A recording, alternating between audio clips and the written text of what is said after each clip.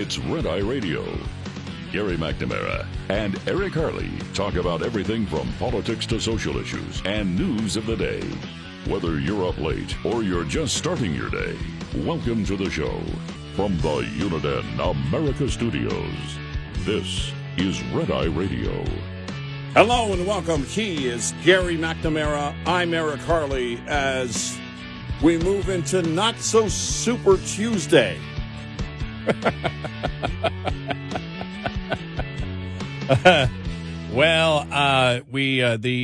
early results are in, and I won't even say red eye, but I have now come to the conclusion Nikki Haley will win New Hampshire. She has a 6-0 lead with the numbers in from Dixville Notch. Yeah. She has such a commanding lead. She is up by over 1,000%. 1,000%. A million. Trump has so far zero. Trump has 0 votes in New Hampshire. Denying the polls. Proving the polls wrong. We now call Nikki Haley. Just call us Fox 2.0. Or Washington Post 2.0. Donald Trump can't win. There's no path to victory in New Hampshire for Donald Trump. We have a dry erase board in front of us. We know it's radio, but we're doing all the numbers, and you can't overcome this kind of lead. Right now, Nikki Haley has all the votes. All the votes. And Trump has none. Not one. Not one vote. Now, this is a kind of analysis you've come to Red Eye Radio for. That's right.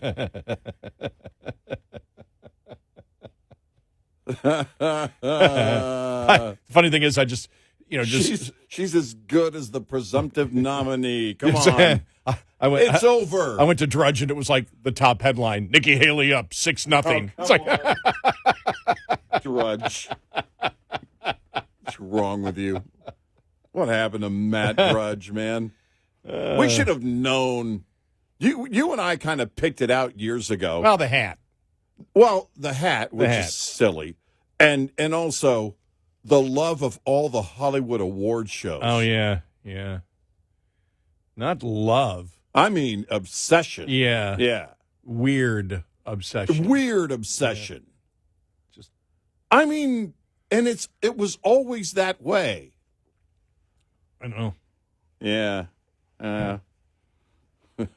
One thing we had on yesterday's show, I thought was interesting when I saw it, and I want to make sure I got to it because I think we talked about it in the first hour. It was the Wall Street Journal, because now you know, even yesterday the analysis of Trump versus Biden all over the place, and the Wall Street Journal in their editorial page said 31% of Iowa caucus voters said if Trump is indicted, if Trump is convicted of any crime, right?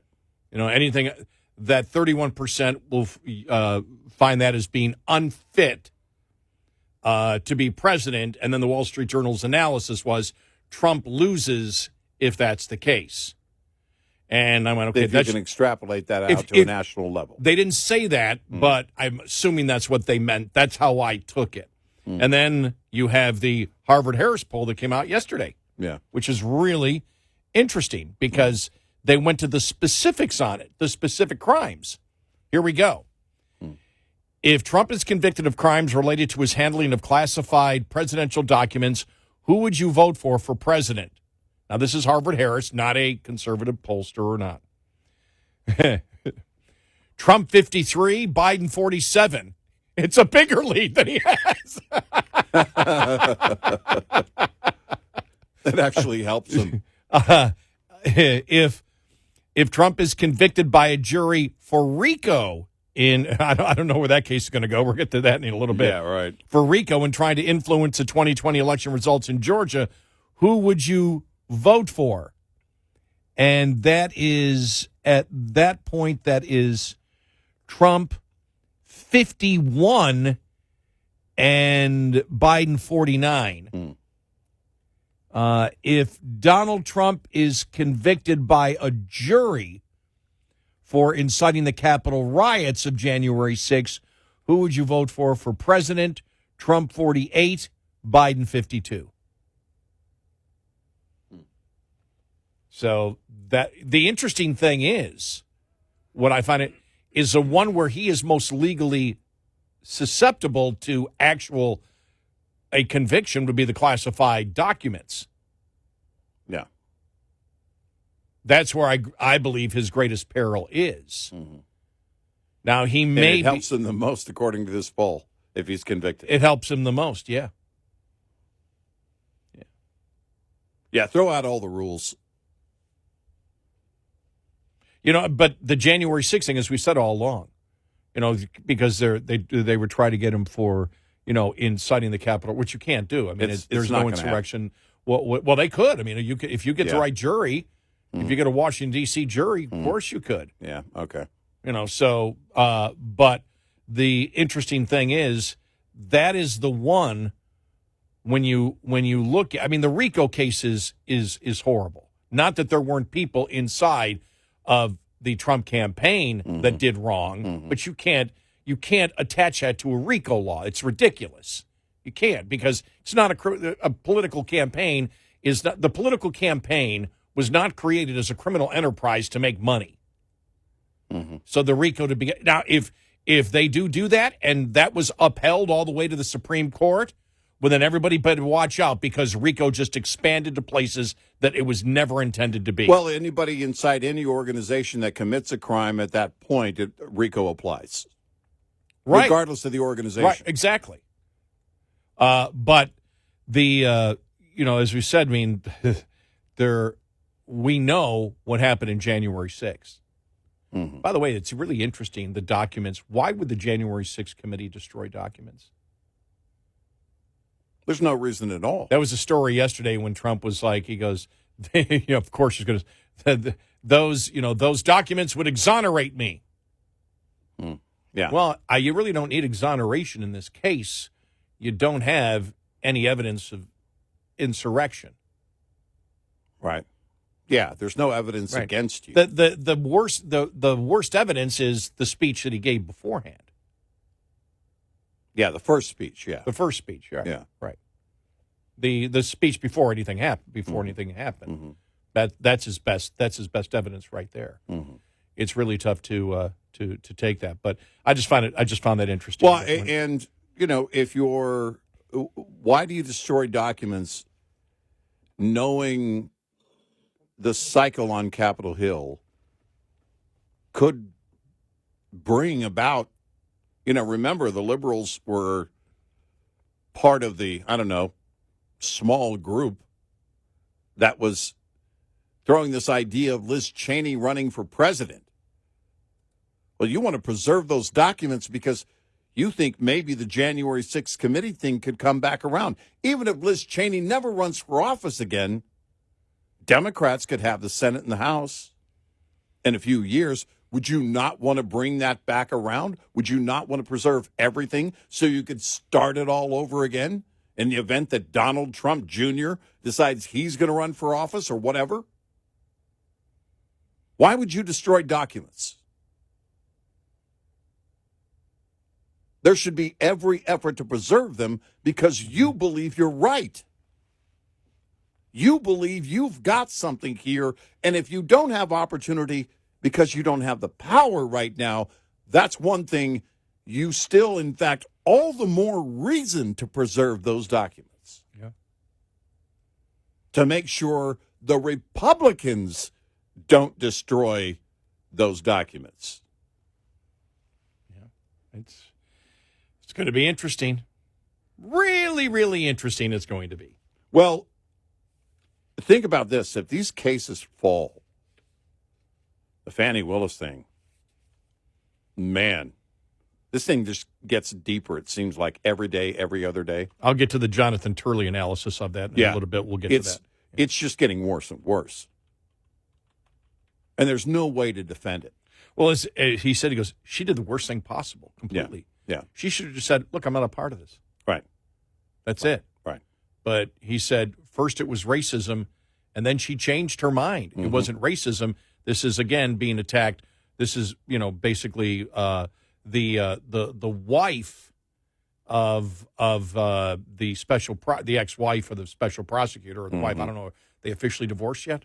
Is it official? Yeah, I don't know. But she claimed that she's part of MAGA, that she's part of the Trump campaign, and it's like, you're all over the place here. You just should have just shut up. He said she responded in the worst possible way that you could have responded as a prosecutor. Mm-hmm. It's like, wow, what a mess. What a mess that is. So we'll get to that coming up here in a little bit. Lots to talk about. There's a couple of interesting polls that are out there. Dixville notch changes everything, though. Said no political analysis ever. Ever. This changes everything. All right, Drudge. Did he get his honorary Golden Globe award? They should give him one. Just it's like Lifetime Fanboy Achievement Award or something. If you promise not to do that anymore, yeah, promise not to cover the movie. Then again, I still scan Drudge just for the heck of it to see what's on there, but I don't go to as often as a lot of people do, or like a lot of people used to do. I think I'm probably mirror a lot of people out there. I check out, I don't know, probably 30 websites before I go on the air anyway. So it's just you just scan everything to see if there's anything there. But that's the thing for me, is that I set up my process to be essentially as thorough and sometimes more thorough than that. I have to be, because I can't count on one website that's basically just links. It came in handy for a long time, but it's not. They're not doing any reporting at Drudge. It's a link, right? Exactly. Yeah, it just does. It's organizing things for other people in the media. That's true. And it used to be. It used to be handy. But it used to be go-to. Mm-hmm. No, that's what I was saying. All right, before I even start the show, now it's like, okay. Exactly what I was saying. It used to be that, okay, those are the things, and it wasn't every link that he had up there. In fact, I'd say, from my experience, on any given day, it probably wasn't even half the links that he had up. They wouldn't be something that I was learning as I was going to Drudge. They either were already known, I already saw the story somewhere else, or it wasn't something, it was the Oscars or something we weren't going to talk about.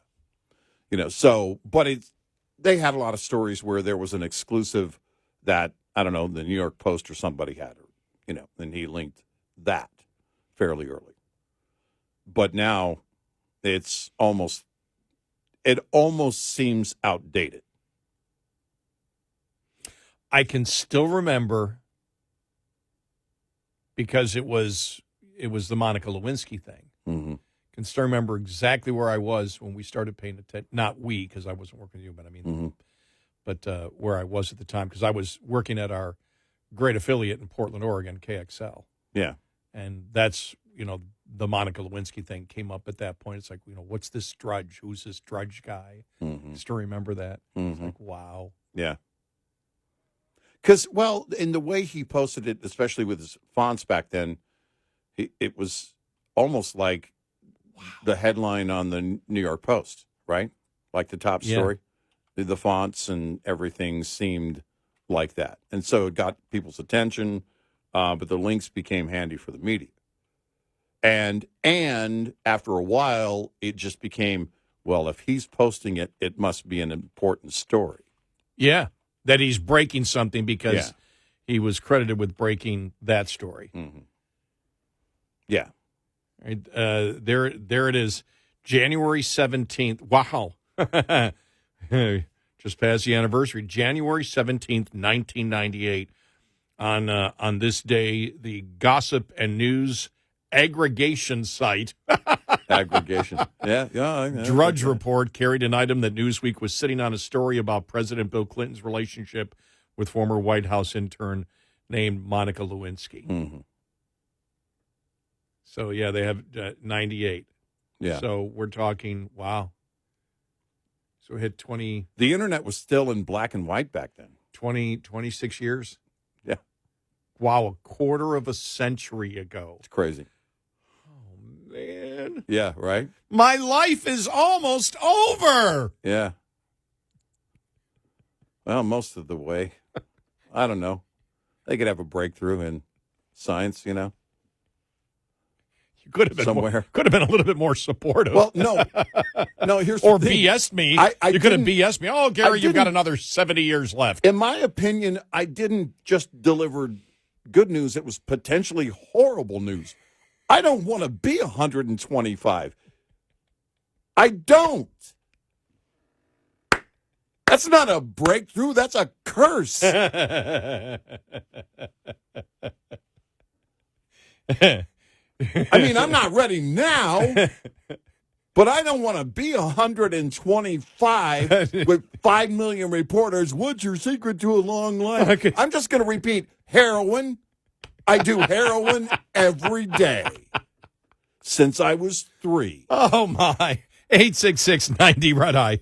This report is brought to you by Shell Rotella. With advanced synthetic technology, is designed to help keep your rig running with more mileage and less maintenance. Starting and charging system-related issues are one of the most common causes of winter breakdowns. So when your batteries talk, it's important you listen.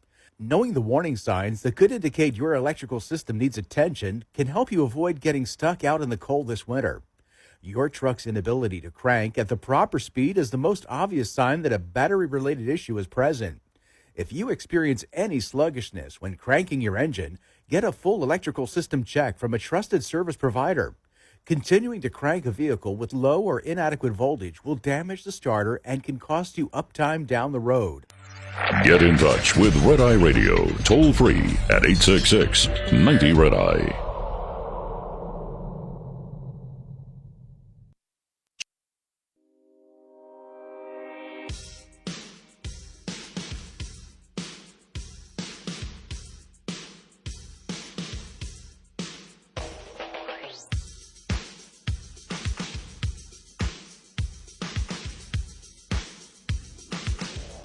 It's Red Eye Radio. He's Eric Carly, and I'm Gary McNamara. Very quickly here, because I think a lot of media outlets yesterday really were giving the wrong impression of the Supreme Court 5-4 decision on the razor wire at the border.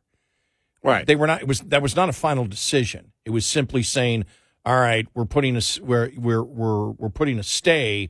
The federal government can still cut it as it works through the courts. They did not make a decision on it. Right. And there's a big, because there's, I think I even have one here, an article where it says 5-4 decision. It was a decision, wasn't it a final decision on the razor wire? Right. It was, because that's one thing that we've talked about. And I know, I forgot who it was yesterday. Oh, I can't think of her name. One of the reporters who said really what we said. The issue is if the federal government on purpose tries to hurt a state, does the state have any recourse? Right. And if the federal government does not follow the law and inflicts serious harm on citizens of a state and of a state that is absolutely unsustainable, does the state have any recourse? And I don't know how. I don't know. I would believe yes, they do. I don't know what the precedent is to back that up. I believe morally, absolutely you do. Legally, I would tend to believe the founding fathers would say, well, yeah. We'll get to that coming up.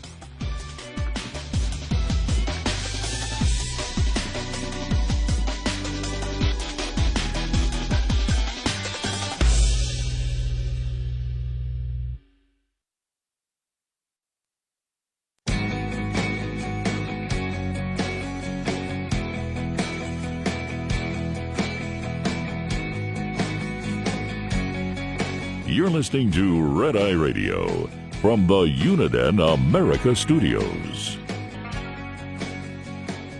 It's Red Eye Radio. He's Eric Harley, and I'm Gary McNamara. Welcome and good morning. So the decision from the Supreme Court was 5-4, no explanation at all from either side. But it was a 5-4 decision to allow the stay from the federal government to continue with the cutting of the razor wire. Look, one of the reasons that they did this, I'm sure the state of Texas and Governor Abbott knows that there's a possibility they could lose this. But they're doing it because they want the publicity. And that's, by the way, I'm not saying that's a bad thing. Right. But I do believe, go ahead, you're looking at something. Well, no, I was going to say, I don't know how much they expected, how much Abbott or the Attorney General of Texas expected to win on the razor wire. But on the overall court case of what a state must do to protect its citizens in the event that the federal government going beyond just neglecting their duties to protect its citizens, they went out of their way to endanger the citizens. Right. And the only jurisdictional power that the state of Texas has is for its own borders. And so they have to protect it.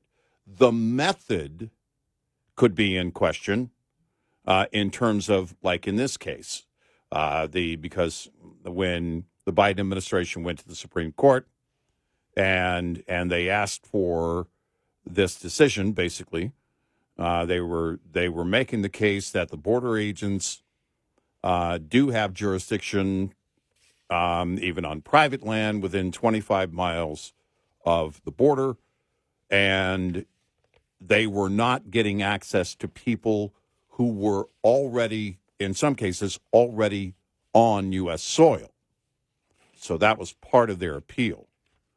This is not a decision on what power the state has, what recourse the state has.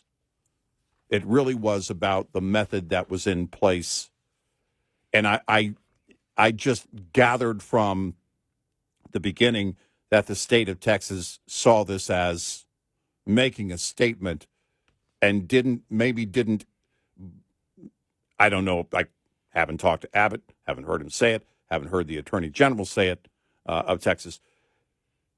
But I don't know that they put everything into this one method. I think it was part of the overall approach of let's bring this thing to the Supreme Court ultimately, which is still headed to the Supreme Court on a big decision. No, I'm glad you separated, though, because the razor wire is actually a different case than the case of them at the park. Right. Those are two separate cases. Yeah. Because this is actually 30 miles of razor wire. But I think it's important because, remember, already the three-judge panel from the United States Court of Appeals of the Fifth Circuit issued an injunction favoring Texas on December 19th. And it's interesting to see what the judge actually wrote here.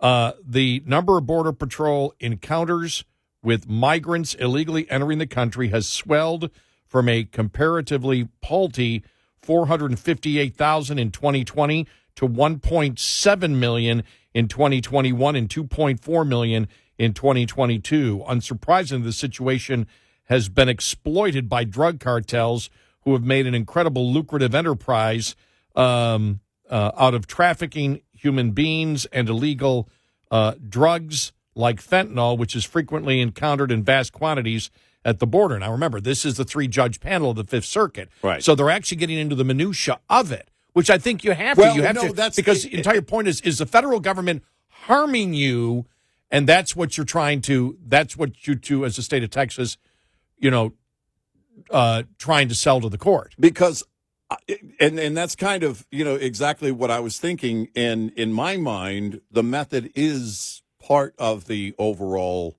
equation. And, they may technically have been separate here. And this decision is just, granting that emergency request by the Department of Homeland Security, by the Biden administration. and it is not an overall decision on the case itself. No. But I think if you look at this, the 4 dissents, I would love to hear from them, and we didn't really, but I would love to hear from them if that's the way they would categorize it, saying, no, that's part of it. The method by which, in this case, the razor wire, by which Texas was protecting its citizens is important. It is part of that overall right to protect its citizens. And again, I'm not sure if that's what all 4 of them would say. Here's what you had from the 3-judge panel that was ruled in favor of Texas on December 19th, which means this is part of what the Supreme Court would actually look at. But it says in 2021, Texas launched Operation Lone Star to aid the Border Patrol through allocation of state resources.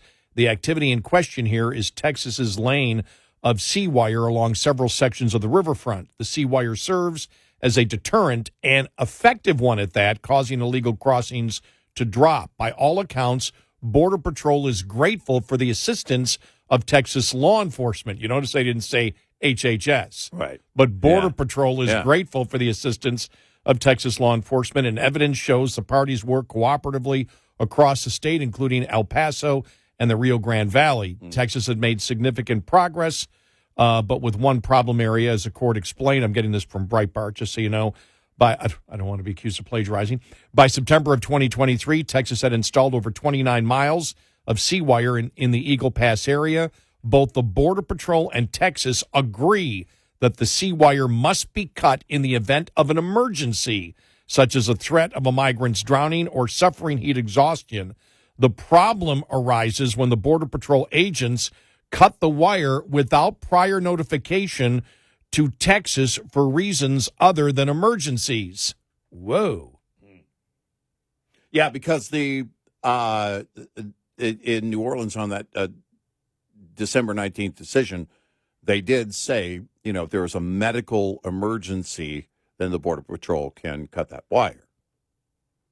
And they were doing it outside of that. The district found that the Border Patrol exceeded its authority by cutting Texas's sea wire fence for purposes other than a medical emergency, inspection, or detention. Moreover, the public interest supports clear protections for property rights from government intrusion and control. And I just find that, I'm not saying that's going to be the final decision, but it's interesting how the 3-judge panel looked at this. Yeah, right. And what their decision came down to. But it does come down to, and it's a very important question, because we're in a time that, in our history where, maybe I'm trying to think, the Whiskey Rebellion, well, that was because of taxes. And so you can justify anything through taxes. I'm just going back in my memory to see if anything is like this, where on purpose, calculated, premeditated, the federal government does not abide by the letter of the law, and by not doing that causes extreme harm to a state and cities, border cities, in a particular state, overwhelms them to the point that we have seen already, which causes incredible chaos. And the state of Texas is simply saying, if you're not going to do it, we're going to do it. Right. Where does that land? We know the Arizona case, but the Arizona case was a little bit different. That's about when you were stopping. That's when you were stopping people during routine patrol. Routine patrol, in a vehicle, and asking to see if they, their license, to see if they were citizens. Right. And it's like local police, they said local police can't do that. Now, if you're talking about, where the state of Texas is going now, because again, the problem in Arizona at that point was not what it is right now in the state of Texas. It's complete and pure chaos, and everybody knows it. Mm-hmm. And the court has to know it. I mean, they're not blind to these things. They know what's going on. They, the constructionists and originalists, they read, I had to say that. Yeah. But I would look and say, well, how would the founding fathers look at it? Well, if you talked about the founding fathers and the 13 original states, well, the federal government was like a bubble of national defense over the states. Yeah. Even though even though under the Constitution, the border and everything else was in their control, there obviously it was thought the federal government isn't going to hurt states this way. But if they did, do you think that the founding fathers thought that states should have a recourse? I believe they would. Yeah. Morally, Texas is on the right side. Without question. There's no doubt. And I think legally as well, because when you get into expanding the criteria on asylum, you get into then essentially abandoning the whole detention thing. Well, we're overrun. But you're overrun because you've expanded the criteria for asylum. Right. It's something you created. You're overrun by design. So saying we have no capacity for no more capacity, no additional capacity for detention is frankly ludicrous because you're creating that situation. You knew by design. So you basically said, no, we encourage more people to come here. But we're not going to expand our detention process. What we're going to do instead is change the process for making them legal. Did you and I talk about this the other day? Because I think we did. I think we mentioned it briefly. I believe the Chevron case that may be overturned, I think that might affect this. It could. There's a lot of things it could affect. There's a lot of things that we see right now. I mean, the whole transgender thing with Title IX. Mm-hmm. All this stuff could be overturned if the Supreme Court comes out and says Chevron, sorry, you don't have just because there's a little leeway in there does not mean you can take advantage of it. Congress must authorize that. Well, that's it. It hits on so many fronts here with immigration, changing essentially the definition of asylum, but the criteria for asylum, qualifying for asylum. Right. Which Congress did not authorize. Right. Exactly. And then changing the detention process of getting people through. Because you've done that, it changes everything else in the downstream beyond that. Because now you're saying they're legal, but you're saying, and you do it on the spot. Raul Ortiz, before he left as chief of the U.S. Border Patrol, remember, he was testifying about how many they would on a regular basis. This was the Florida case that the Attorney General of Florida brought. But he talked about how many they processed, and then on the spot, they would be, and they call it now catch and release. Catch and release wasn't part. If Congress changes it to that, that's one thing. You've changed everything about all the major points about immigration law administratively. And I agree. The Chevron case has the potential to undo a lot of this. I guess we'll see. 866-90 Red Eye. We'll be right back with more Red Eye Radio with Eric Harley and Gary McNamara.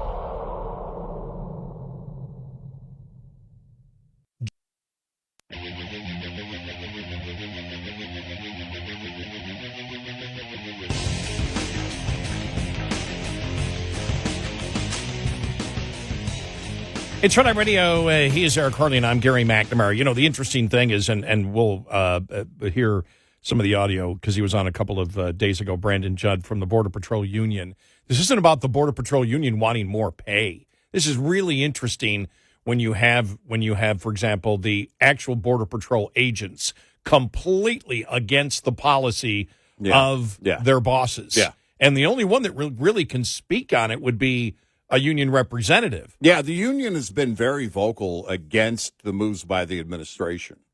They can speak freely as the union, and that's what you want to. That's what you want to hear. I mean, it's often the case with law enforcement unions where they come out and talk against local leaders, especially over the past few years, about the ludicrous behavior of those local leaders in some of those cities.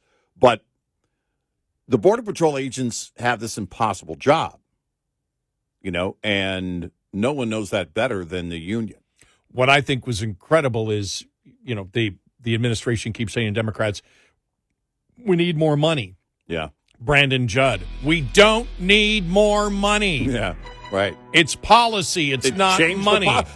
Which is something I said the other day. Holman If you change the policy, then you won't have as big of a problem. Right.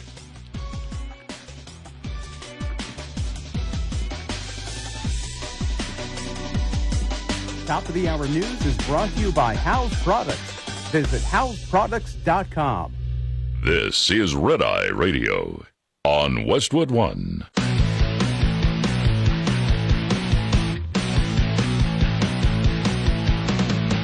Now, it's Red Eye Radio.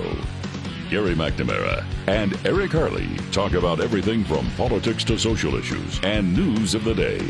Whether you're up late or you're just starting your day, welcome to the show. From the Uniden America Studios, this is Red Eye Radio. All across the USA and around our planet Earth, we are Red Eye Radio. He is Eric Harley and I'm Gary McNamara. Good morning. As we fly through January, wow, just saw it's the 23rd. It is. Which would make it, let me see, 47 years since the blizzard of 77 began. All right. Yeah. It was on the 23rd? 23rd, yeah. Oh. Yeah. I remember it. I never forget the History Channel documentary on it. The Wrath of God. The blizzard of 77. Right. I mean, they've had a couple of blizzards that have come close to it, and they really have. But that one was that's where the drifts were 40 feet high. Yeah. Right over the top of houses. Yeah. That was some of that snow hasn't melted yet. We just seen last week. I mean, or just this past week, some of where they store the snow. I mean, these piles are like 100 feet high. Okay, where are these places? I mean, I've seen it before, like in Colorado.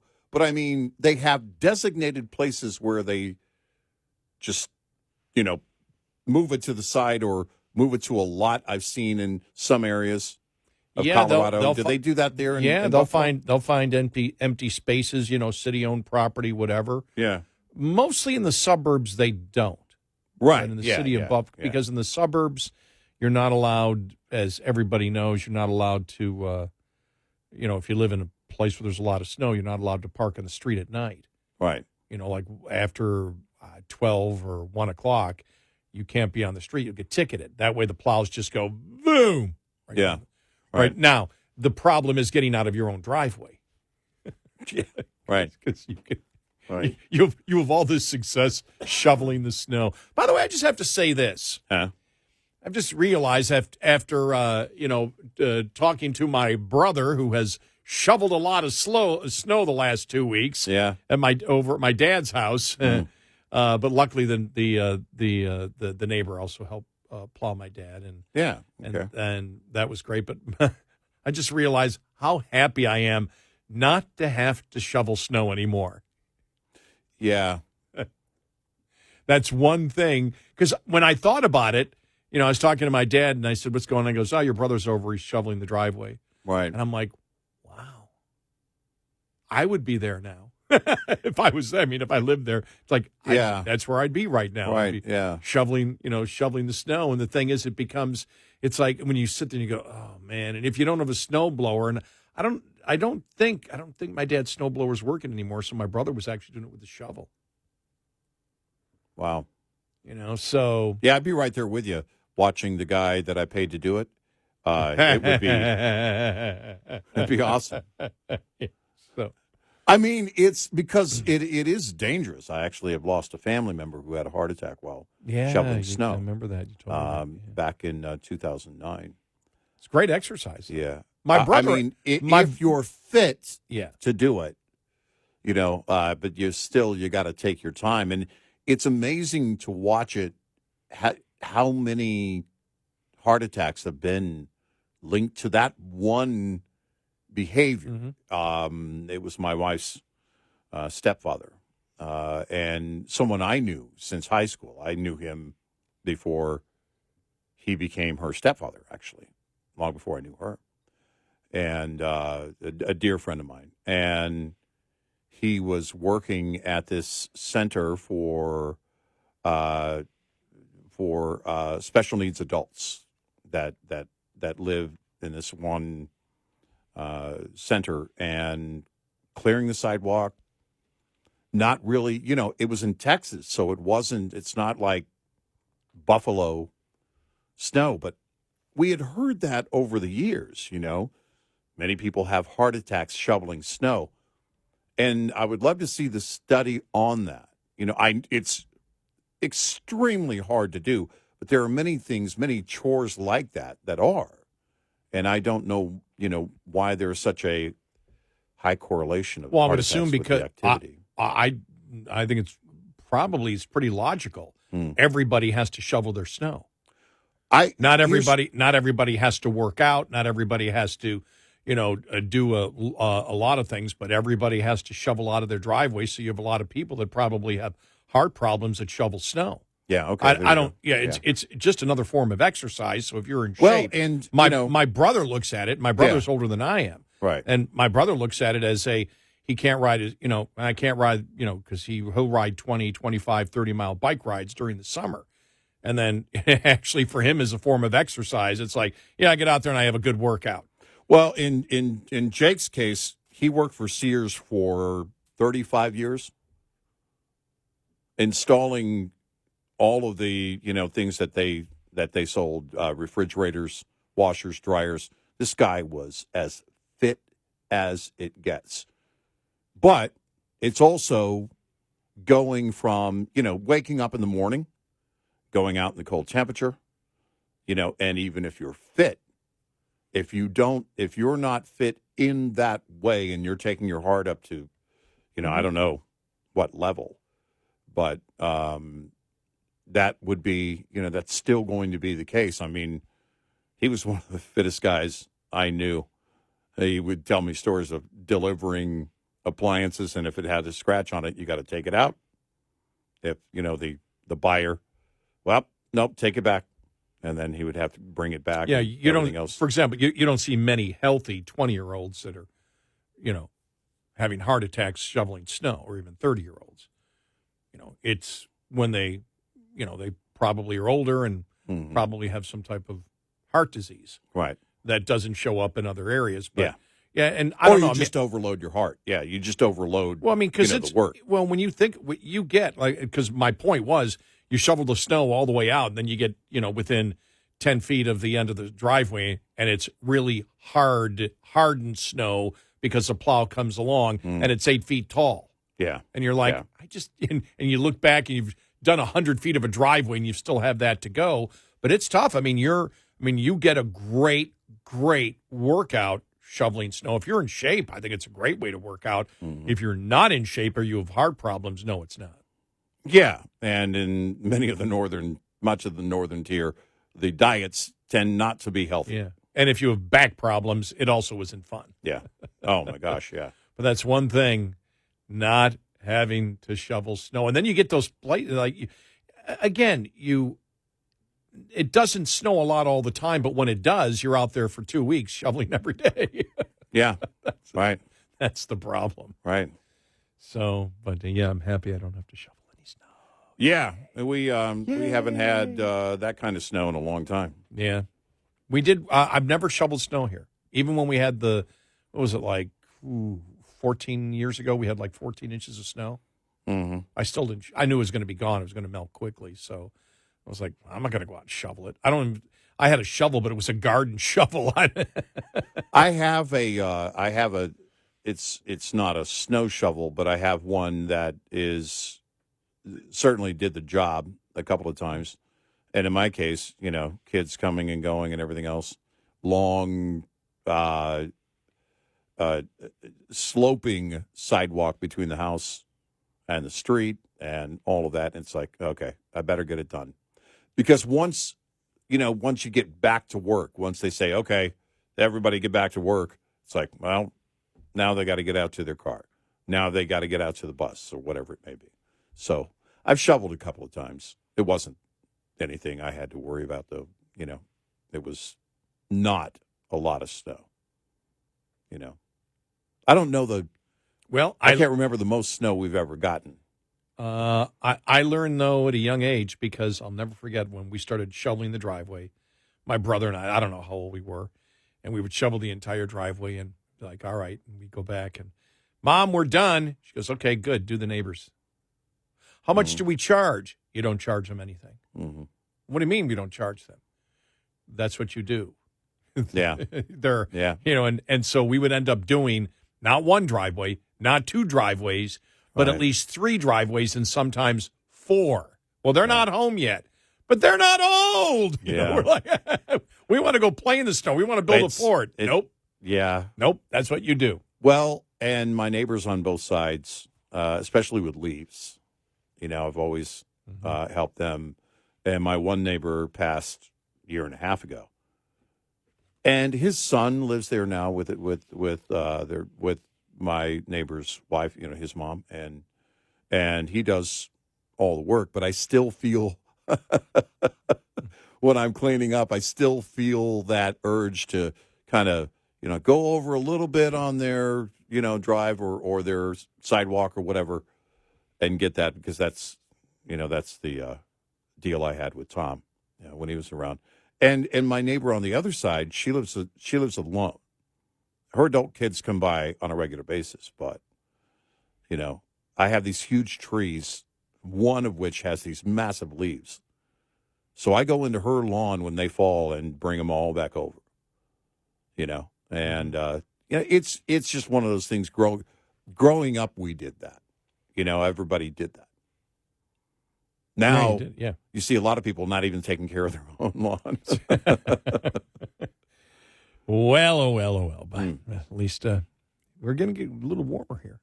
Oh, by the way, and I did nice. I did start my pool up after being down for 11 days. You're getting some free water in that pool. Yeah, because it's raining. Yeah. We're having rain now, this week, next week? Yeah. So we're in the rainy season here. We're going to still be up in the 60s this week, I think. Yeah. Yeah, next week too. It's crazy. There's one day it's supposed to be a little chilly, cooler. but I mean just in the 40s. It's not bad. Yeah, because I had a lot of people. I don't know why people asking me yesterday.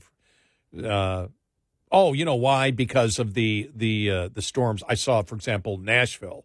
Oh man, yeah, some of the roads really icy, and they were right. My buddy asked me yesterday. He said, "So how bad is it down there?" I go, "What are you talking about?" He goes, "I just saw a news report about Texas." I go, "Nah, you're probably talking about near the Oklahoma border." I said, we're fine. We're fine here. Now, it was predicted we might get a little bit of freezing rain. That would have been yesterday, though. Some was falling in the northern counties, and then it was questioned as to whether or not the freezing precipitation actually was reaching the ground or not, and how bad it was. I didn't see any reports on I-35 north of our area. That's where the problems would have been, between the DFW area and essentially into Oklahoma, southern Oklahoma. I didn't see any reports. It could have gotten a little bit dicey, but we got above freezing fairly quickly by mid-afternoon. Everybody was good, So yeah, it was fine. But Nashville, I was looking at. It was Fox Weather, and they were showing some of the icy roads, and they were really icy. I mean, that was looked like some thick ice up there. But a lot of places. When I'm talking to Independent Bob, who lives in there up near Hot Springs, Arkansas. Yeah. And he just got out of the house. Like, what? He goes, I haven't been out of the house for over a week. So I went to see human beings just because of the snow they've had up there. And I'm like, wow, impressive. That's what I don't like about the cold spell we had recently. Those first 2 days, I made an effort, my wife and I, let's get up, let's go somewhere. I mean, before the really hard stuff, the hard freeze hits, I don't want to get stir crazy. I just get stir crazy way too easy now. I don't like sitting around at all. And, it's like if I have to be here and it's not safe to go somewhere, that's one thing. But if it's just cold, I'm going to get up and go. It must be my age. Yeah. I work out like crazy still. Mm-hmm. But I really enjoy doing nothing for those days. Just reading and watching stuff on TV that was just different. So I know having the fireplace, I enjoyed it. Yeah. But then again, I'm an old man compared to you now, right? Oh, yeah. You're much older. You're going to live to 125. That's what I heard. 866-90 Red Eye.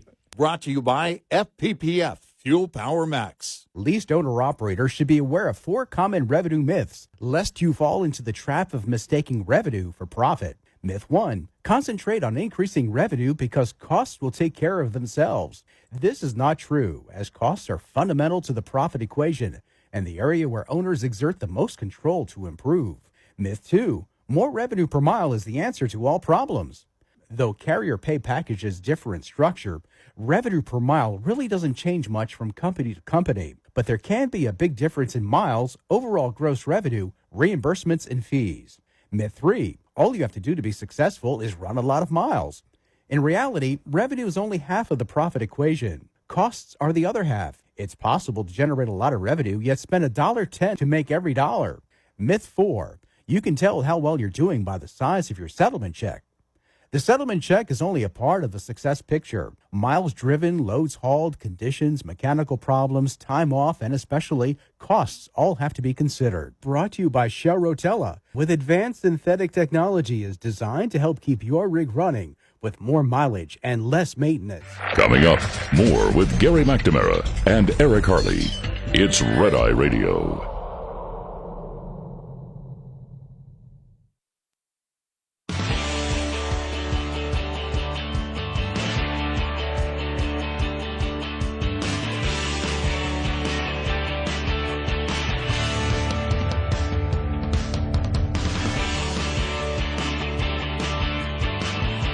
It's Red Eye Radio. He is Eric Harley, and I'm Gary McNamara. I want to play this here. We had promised to play it. Brandon Judd from the head of the Border Patrol Union. And when you think about it, it's fascinating that the Border Patrol Union, completely against what the administration is doing, every Democrat that's saying, we have comprehensive immigration reform, we need more money, and they say, to hell with that, we don't need money. Right. We need the policy to change, because that's what Biden did. Here's Brandon Judd.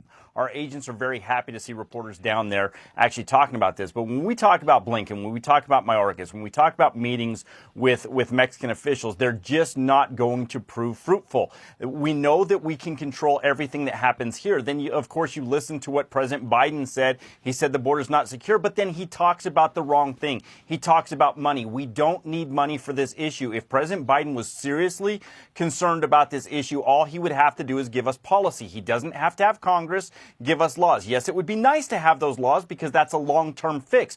But President Biden could fix this immediately with policy. We saw that with President Trump. It was brilliant what he did to drop illegal immigration to 45-year lows. Biden could do the exact same thing. He doesn't have to have Congress step in. It's interesting. There you go. Yep.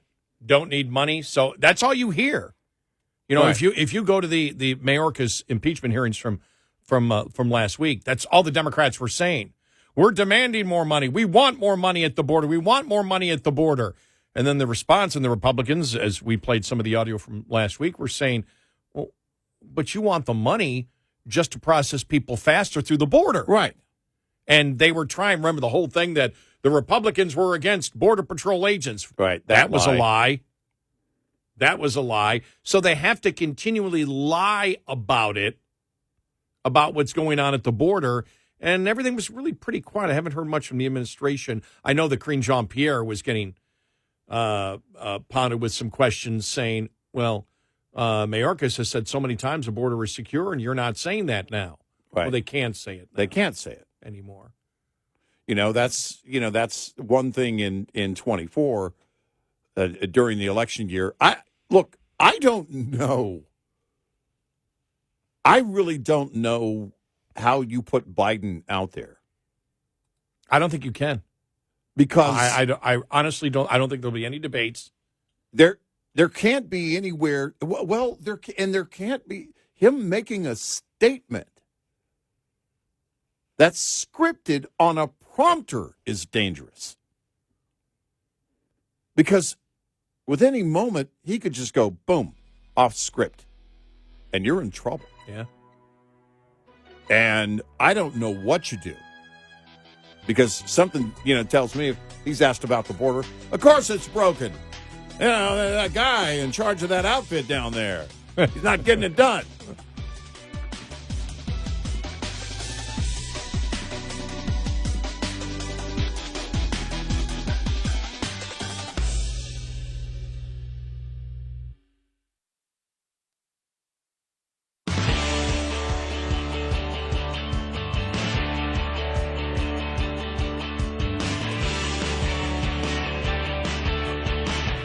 Have a line open.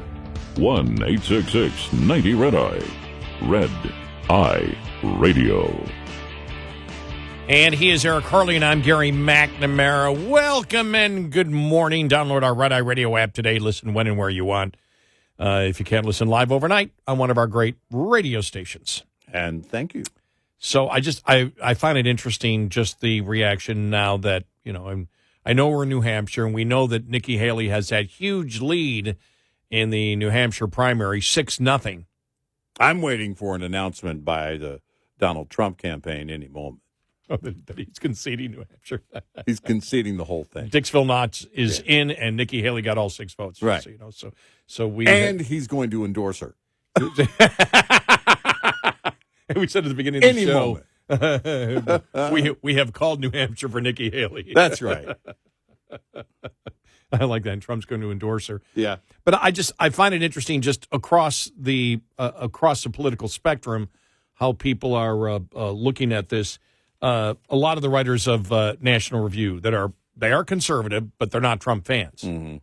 All right, and some of their criticisms are the same of ours. But I look at this. There's a couple of articles that were written.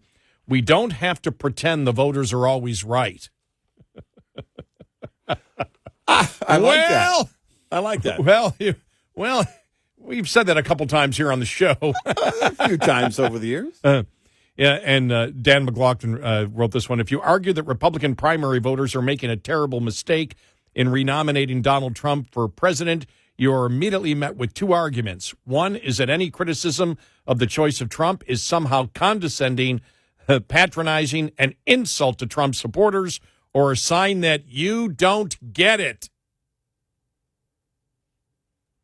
Yeah. I'm pausing with the don't get it because we got one call. Somebody said that to us. Yeah. I forgot what we were talking about. I forgot what it was about, but he said, you guys just don't get it. It's like, yeah, right. It was some young guy who called. It's like, yeah, we don't get it. We don't get what the conservative movement is about at all. We don't know.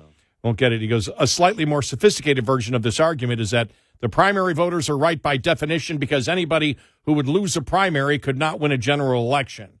Well, I haven't heard that one. But he goes, both of these arguments are ridiculous. Neither of them stands up to scrutiny. But it's really interesting and big because says secondly, it's outrageously hypocritical for Trump supporters in particular to play this game. If you listen to Trump or other prominent MAGA spokespeople, politicians, pundits, you will hear from them the steady stream of invective against all manner of other Republican politicians. Ron DeSantis, Nikki Haley, Mitch McConnell, George W. Bush, Mitt Romney, John McCain. You will hear specific complaints that the party went in the wrong direction and personally betrayed them by nominating Romney, McCain, the Bushes, Bob Dole. But guess what? All of those people won their primaries too. So you can't have it both ways. If the people who nominated Trump are beyond criticism, then the nomination of all these people is also beyond criticism. Look, I think you're getting into air. Just you can write whatever you want. And I like National Review. I think it's one of the best places if you're looking for not pure politics, but if you're looking for a debate on conservative issues. Right. I think it's a great place to be. I just think that, obviously, look, you and I have said this that really the toughest year was 2016, when we called out Donald Trump for when he BS'd, because I remember, I'll never forget the woman who called. And I think this was 2020, that woman that called. And we said, well, when Trump lies, Trump never lies, ever. Mm-hmm. Well, that's a lie. And we all know it. Right. And the people that I meet, because this next article is from Charles Cook, and it's from the view from the outside the MAGA bubble. And he makes a great point. Trump is extremely, extremely strong in the bubble of. He's extremely strong right now in the bubble of a primary. He's extremely strong, and right. he talks about inside the bubble. And by the way, he's not a fan of Trump at all, just so you know. Mm-hmm. Inside the bubble, Trump is a magician who can bend reality to his will. If Trump says he won the last election, then he won the last election. If Trump says that Ron DeSantis was a lockdown enthusiast, Ron DeSantis was a lockdown enthusiast. In the bubble, the truth doesn't matter. What is Trumpist is conservative, and what is conservative is Trumpist. Rhinos are people who criticize Trump. Republicans are people who praise him. There, Trump is the arbiter of truth, the oracle of the right, the very definition of correctitude, and nobody else is allowed to say in the matter. The marching orders go out, and the infantry falls quickly into line. Nobody can compete with that. But on the outside, nobody much cares for all of that. Most Americans are not politics-addled weirdos, and as such are not susceptible to claims that they know down deep are patently untrue. They do not believe that Trump won the last election. They do not believe that he is the sole person in America who is incapable of doing wrong. They do not conceive of politics as a holy war between MAGA and its enemies, and they are not much interested in being cajoled into silence by some of the flimsiest arguments that have ever graced the national stage. Shocking as it might seem to the bubble people, their lexicon remains alien to a majority of citizenry, pro-Trump, anti-Trump, anti-Trump. These are cynical, myopic, monomaniacal terms favored by zealots and charlatans, and they have little purchase with anyone else. To me, what he was saying was Trump is very strong inside the bubble of the primaries right now where he has such a lead, and the people that support him are absolute soldiers of him, which is not strange to politics. Right. At all. I mean, I'm not and as to making the comparison to 2016, 2020 and now. Every single Trump supporter that I meet, and I'm talking about people that I meet that have, are wearing shirts, and it's not to a rally, and they have Trump shirts on. Every single one of them knows Trump's weaknesses. Yeah. Every single one of them does. There isn't one person I haven't met that doesn't know Trump's weaknesses. Now, in the politics of how you promote it, and that is inside the bubble of your campaign and the people that support you inside the Republican Party, yeah. At times it's like he can do no wrong. Well, we know that he can. Sure. We've done this for a long time. We can sniff out the BS. Trump BS's. Trump doesn't always tell the truth.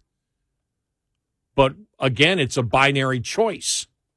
It's a binary choice between Trump and a political party that is racist with their identity politics, that is anti-Semitic, allows anti-Semitism to thrive in their party. Identity politics, judging people by groups and not as individuals, is rampant. Lying about the border, causing hell all across the country with their border policies, is an administration that will lie to the American public about the withdrawal from Afghanistan and what the military leaders told him, that will lie about our fiscal situation, that will, lie about inflation.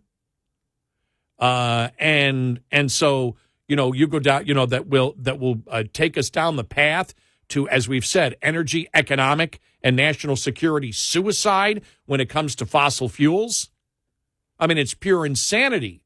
So do the Republicans have their problems? Yeah. Does Trump have his problems? Absolutely. Could Trump win the election? Yep. Could he lose the election? Yep.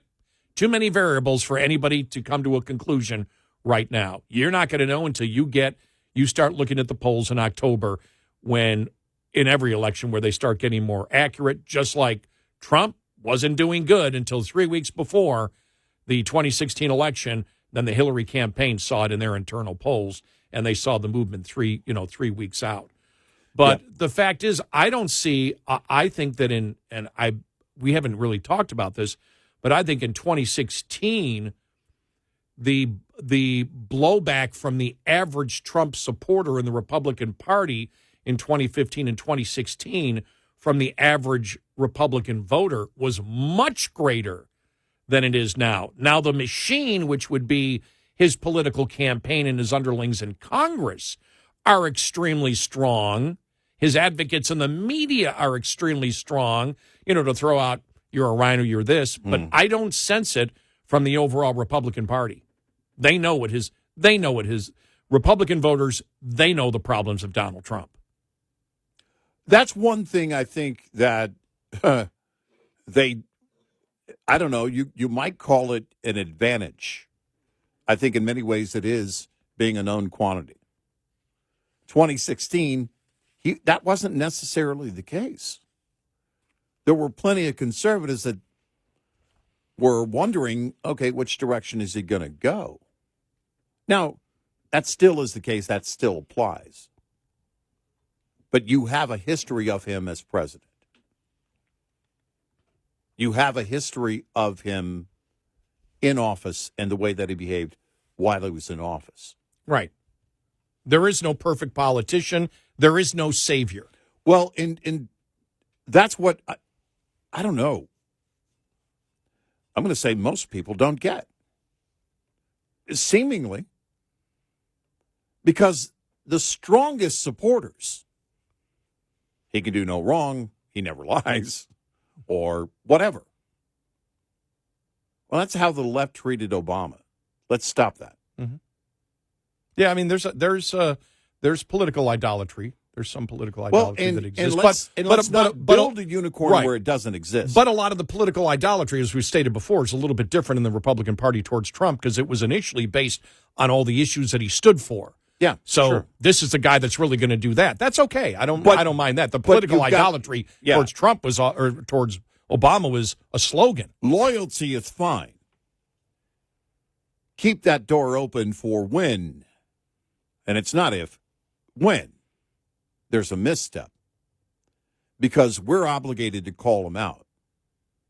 Everyone should feel that way, and there's been that reluctance by his strongest supporters to ever do that. He can never lie. Well, yeah, he can. No, yeah.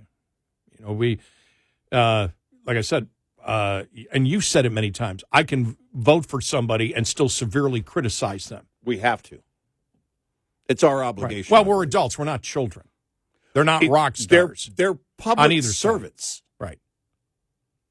We send them there to do our bidding, and if they step out of line in that regard and do something that works against us, we should be the first to be vocal about it. It's not that hard. It doesn't. I don't know. I think maybe some people believe it damages your credibility or something. I don't know. And I just from reading those two articles, I sort of get like they're I don't know. I'm not emotionally attached to all of this. I look at it in a very cold and calculated way. It almost seems like a couple of those writers from National Review are like they're angry that Trump is there. Well, it is what it is. Yeah, right. They're angry that, probably DeSantis didn't get in. Mm-hmm. I still believe that long term, DeSantis is the strongest candidate that the Republican Party has right now. Yeah. That may change in a year or two. Yeah. But right now, I still believe, even though he's out, I still believe he's the strongest. Right. I still believe that DeSantis could do the best job as president of the United States. Mm-hmm. But am I angry that he's not in? No, that's the reality. I don't get angry over things that I can't control. Would I still vote for Trump again? Probably I will, because it's going to be the binary choice. Oh, yeah. The binary choice. Biden-ary. I like that. But no, that's where we are, Yeah. And by the way, I'd be shocked if Trump didn't run again. Yes. After everything he went through. Yeah, you're right. And was thrown at him during his first administration or his first term. Yeah, he was treated horribly unfair. Yeah. And I understand where it comes from that people want to give. Still is. Yeah. And I understand why people wish to give him a second chance. Yep. Understand it completely. Yep. 866-90-RED-I. Lines open for your calls. 866-90-RED-I on Red Eye Radio.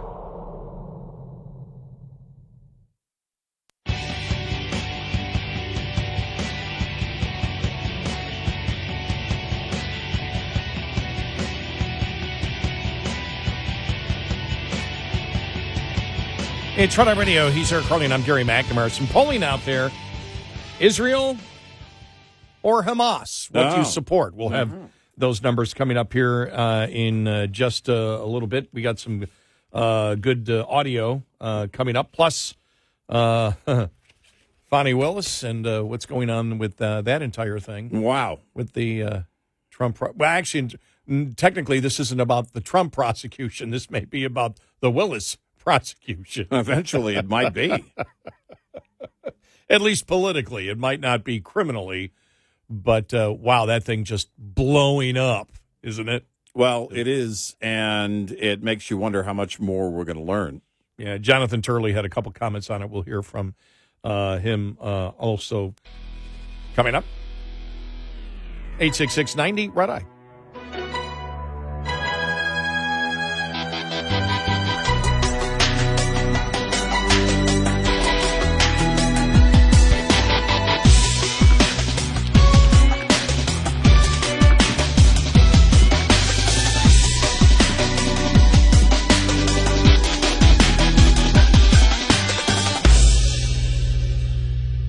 This is Red Eye Radio on Westwood One.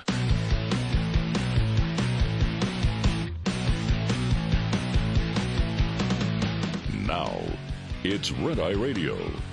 Gary McNamara and Eric Harley talk about everything from politics to social issues and news of the day. Whether you're up late or you're just starting your day, welcome to the show. From the Uniden America Studios, this is Red Eye Radio. All across America and around the planet, we are Red Eye Radio. He is Eric Harley, and I'm Gary McNamara. You know what politics reminds me of in the United States right now at times? Yeah. How people analyze the teams they love in football and fantasy football. Yeah, okay. It really does. I mean, it's like just the last couple of days. For Kayleigh McEnany, for example, when she was on Fox News and talking about the fact that now Trump has to pick a vice presidential candidate that will relate to suburban women. It's like, okay, so what she's saying is when Nikki Haley drops out, it should be her because there's nobody else in there. Yeah. It's right. Not going to be Nikki Haley. And then the number of, I actually got a couple of emails. Well, Trump should pick DeSantis now that DeSantis is out.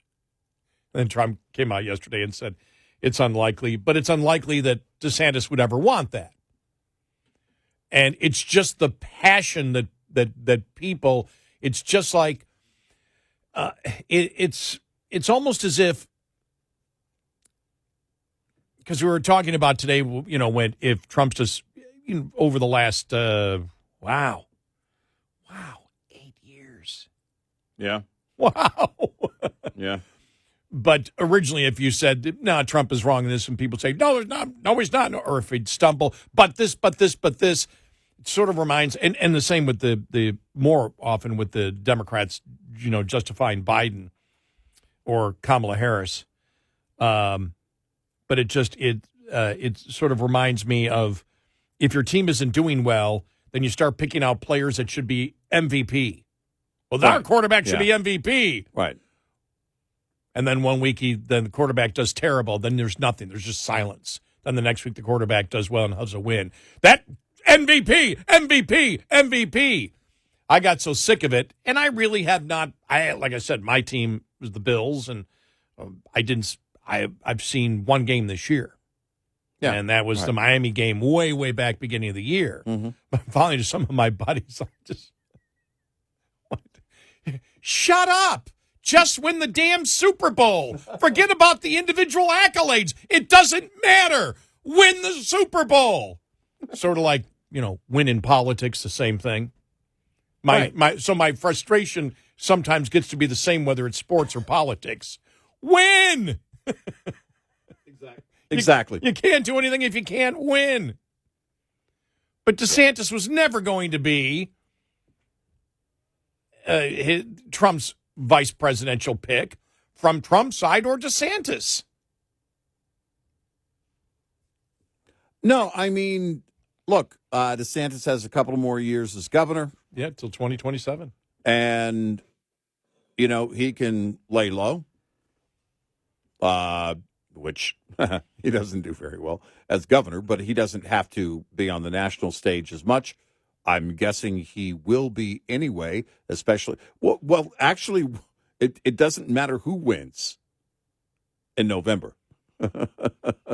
DeSantis will still have the left coming at him, or the media will come at him if Trump wins, and that kind of thing. But then he can decide, where he's going to go from there. The GOP has a big question ahead of them, and that is what to do with 2028. And that all has to do with, first of all, if Trump wins, whose VP is going to be, and also if the GOP is able to keep the House and win the Senate. They don't win the Senate, or at the midterm, they lose the Senate, which right now everything favors Democrats in that first midterm, the next midterm. And then, all right, what do you have? You've got a massive mess. It doesn't matter, by the way, who wins. There's a huge mess to clean up. And if it's Biden, that mess only gets bigger between now and 2028. Yeah. It's going to be insane.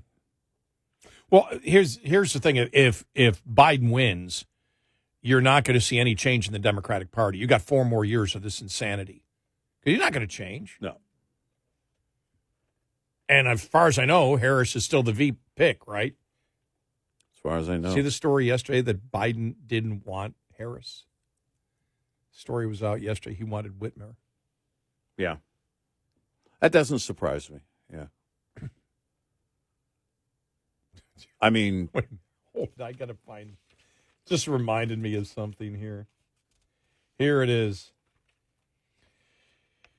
During a portion of an interview with Vice President Kamala Harris that is set to air on Monday's edition of Laura Coates Live, CNN host Laura Coates told Harris that she was struck just in your presence and watched her on stage with the passion that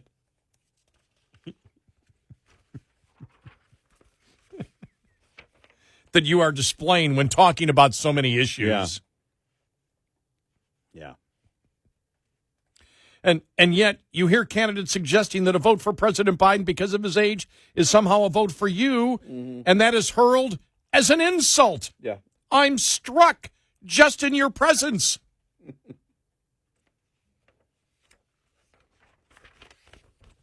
You want idiocy? There's idiocy right there.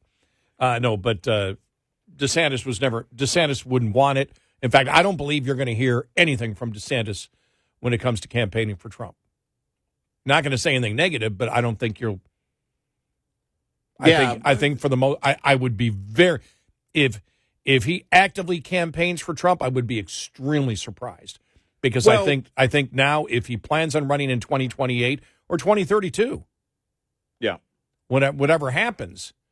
He's got a full 3 years now, still as governor of Florida. Right. And so I'd be very surprised. I think that he would never be Trump's vice president because he views Trump as too unpredictable. He's not going to attach his political career to Trump. He's not going to do it. Well, and there's no need to right now when it's wide open for him. Yeah, because he gets to set his own agenda by being governor of Florida. Yeah. And now, because of everything that has happened on a national scale. Yeah. And so he can be, promote, because still, because of the whole debate thing with Newsom, the Florida-California thing is still a big deal to people. Would you rather be Ginger or Marianne or California or Florida? Or no, not be. Would you rather date Ginger or Marianne? That's what it was, right? Yeah. Yeah. I mean, whatever someone is into, but And so I don't see it, and I don't think Trump would want DeSantis. DeSantis is a strong personality. And look, and what you do with him, Pence was perfect for Trump. right. He spoke exactly 2 words in 4 years. Yeah. He was allowed 1 word every other year. So I don't know who Trump's going to pick. I mean, you hear a ton of names out there, but who knows? Yeah. Well, and you can't assume, by the way, by the end of that 4 years, that there will be great loyalty to whoever that VP is No. if he wins. No. You just can't assume that. By his base. There may be, but you can't assume that. No. And this, with Kayleigh McEnany saying that, well, he's got to pick, well, who's that going to be? Would Trump pick Nikki Haley? Yeah. Trump family doesn't want that. That would be such a horrible move. There's so many conservatives that do not want her at all. And you just look, I think there's a ton of the Trump base that, she's just widely rejected. The thought of bringing her in to appeal to independents, I don't even think applies. In the past, it would. But it does more damage to your base and conservatives than the appeal to the independents. Yeah. Than the benefit. Nikki Haley, if it was, and who knows? I mean, to do polls on a general election when you're not the candidates, again, is always suspect to begin with. Because they're hypothetical matchups. Yeah. And if you look at hypothetical matchups a year out and then see what the final result is, you'll probably find there's a wide disparity. Yeah. And I think in most polls that do something like that. And who knows, maybe there would be more people that are willing. Because, like I said, this is an election that is so incredibly hard to read.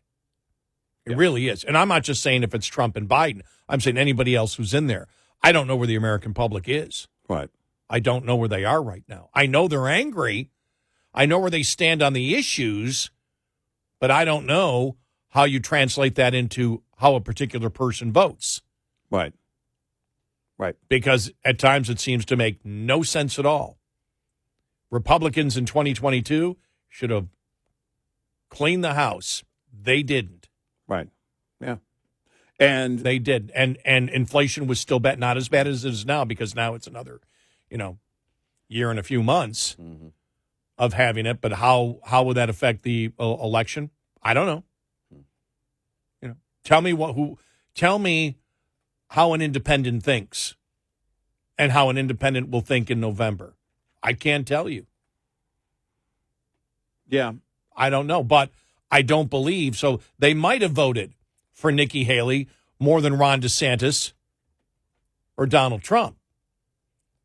But understand that DeSantis was demonized enough where his poll numbers were right around where Trump was. Yeah. When going up against Biden, and hers is way up there. But does that make a hill of beans if she was Trump's vice president? I don't believe it does at all. No. No. I'll put it this way. I don't have any evidence that shows me that. I may never have any evidence that shows me that. Yeah. Well, and I think, you look at the very base of where we are. We've never been here before. We've never been in this situation in terms of where the economy is, a generation that has experienced their first massive inflation increase. The border that is deliberately opened by the current administration, and you can't even deny it anymore. And on top of that, my gosh, the radicals that are out protesting. Yeah. Proudly protesting their anti-Semitism and the death of Jews and backing terrorists. I mean, it's insane. Plus, people remembering COVID. How will that, and the lockdowns from where they were may have a little bit of an impact. I would think that it would have more. I know it's something that I always think about because the manipulation and the censoring from government is unprecedented in American history from what you saw from COVID. Right. Yeah. Absolutely unprecedented in American history. It's scary what they did. Yeah. Now, that resonates with me. Does that resonate to the average American? I have no idea. Well, no, I mean, that's kind of what we've been going over this week, and that is, how much weight is there in all of this? If you look at it logically, it should be everything. The economy, national security, a few small things. I mean, that should have all of the weight in an election. And let's hope it does. 866-90 Red Eye. Get in touch with Red Eye Radio, toll free at 866-90 Red Eye.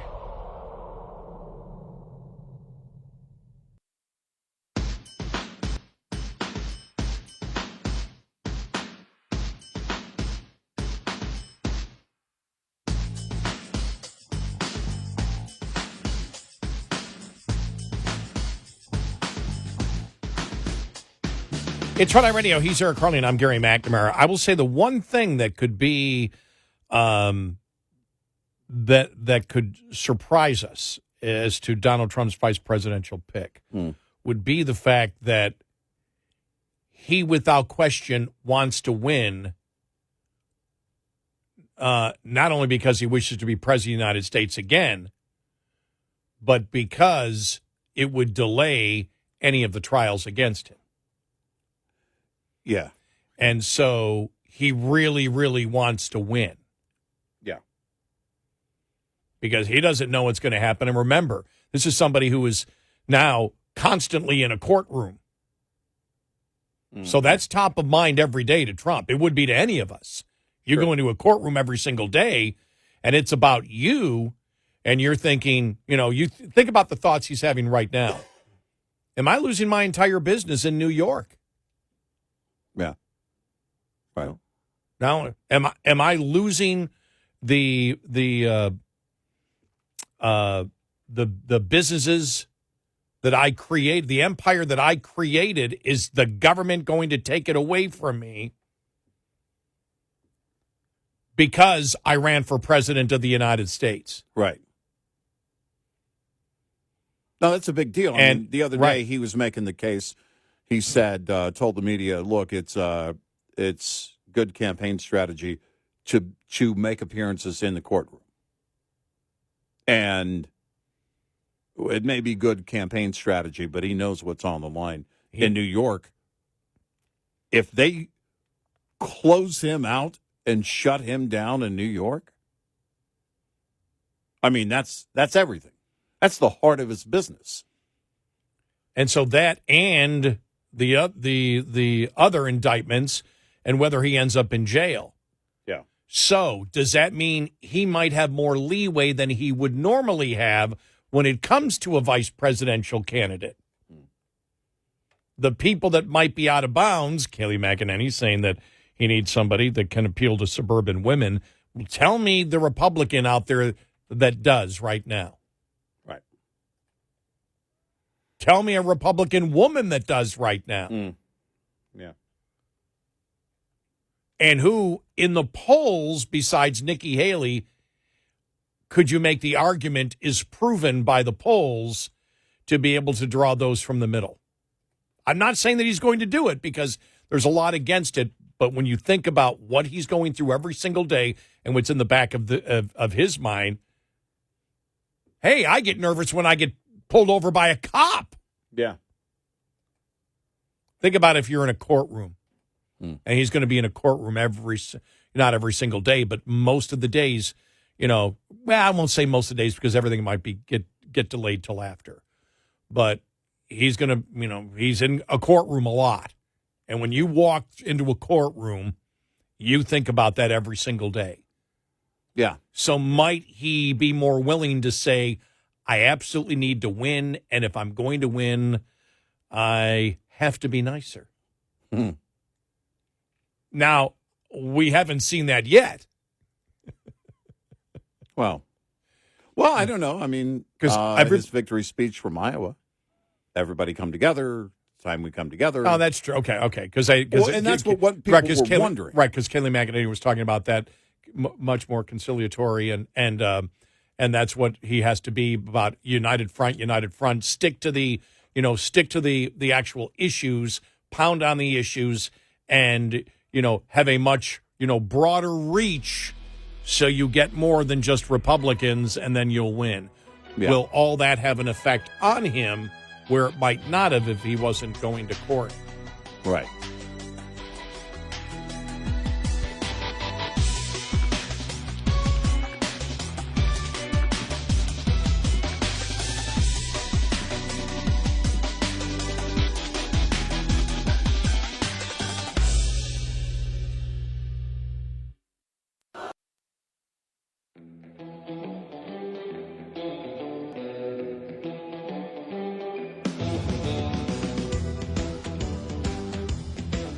You're listening to Red Eye Radio from the Uniden America Studios.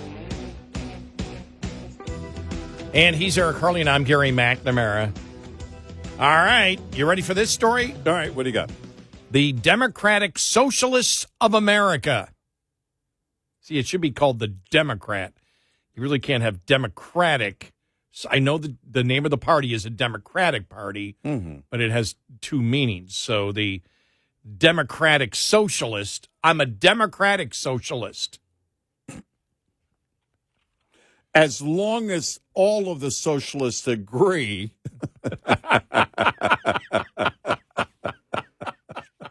And I do mean 100% of the vote. If the Politburo of the Democratic Socialist of America say it's so, then it's so. Then it's so. But the Democratic Socialist of America, affiliated with AOC, this is the purely, totally, completely insane part of the Democratic Party. The Democratic Socialist of America. Yeah. Is now facing severe financial trouble, with the organization's leaders calling for massive budget cuts and layoffs. The seven-figure deficit comes after the Democratic Socialist of America, which leads anti-Israel protests across the country, did not publicly condemn the October 7th Hamas terrorist attacks. They can't get money now. Right. Their donors are dry. See, look, if you're going to be a socialist and you don't have the ultimate power to tax people without representation, as Democratic Socialists would love to have, well, then it means donations come in because people agree with you. If they disagree with you, donations will dry up. Yeah. The current deficit will force us to make seven-figure budget cuts. This will require us to make painful decisions that will impact all levels of the organization. Given our current financial state, we do not believe we can have a healthy. This is really interesting. Remember, these are, because really they're the Socialists of America. Yeah. But they call themselves the Democratic Socialists. This is the beauty thing about socialists talking this way. Given our current financial state, we do not believe we can have a healthy, democratic, and effective organization. Well, while spending the amount we currently do on staff, members said. The DSA is in a financial crisis, and staff-related costs account for 58% of our total expenditures and 72% of our projected income.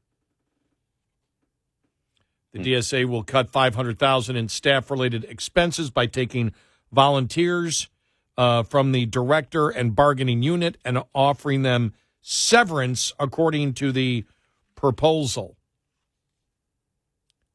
In addition to AOC, the left-wing organization is home to other prominent representatives, Tlaib, Cori Bush, and Cesar of Texas. Duh! Amanda Berman, director of Zionists, a group of liberal Jewish activists who support Israel, said the DSA's anti-Semitic actions have hurt the organization. DSA long ago fell into the trap of becoming so radical in the name of justice that they abandoned the mission of the progressive movement, Berman told the New York Post. Hey, Berman, understand that it's simply identity politics, and you added the Jews. That's all you did. Yeah. And then supported genocide against Jews. Yeah. Now, you did up the ante at that point, but you brought Jews into the identity politics, stereotyped them, promoted that Hamas is a humanitarian organization and the Jews are the terrorists and the bad people. Nobody believes you. But it's all part and begins with identity politics, which is mainstream in the Democratic Party. Yeah. So while many noteworthy liberals such as AOC and Senator Bernie Sanders denounced the killing and raping of innocent Israeli civilians that took place on October 7th, the DSA reiterated its support for Gaza.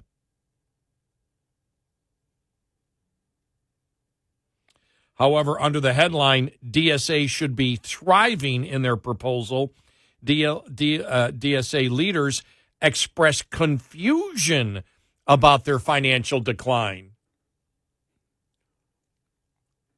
Why aren't people giving us money? But how did this decline in revenue, membership, and overall excitement happen in the first place? This should actually be a very favorable time for the Democratic Socialist of America. I guess we'll have to take it from them.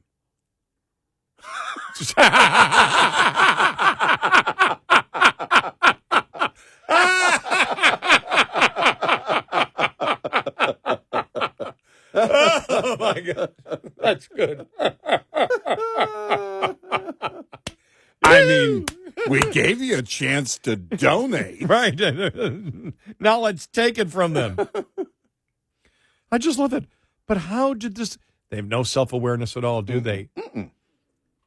You're an organization promoting the terrorism and the genocide of the people of a certain religion, and you're wondering why you're losing revenue and donations. Yeah.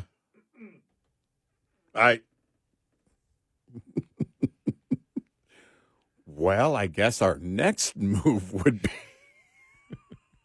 just take the money from them if they're not going to confiscate their wealth. My gosh. We're living in a moment when revived labor struggles and the fight for a free Palestine are galvanizing so many Americans, particularly young people. We don't understand why this is happening.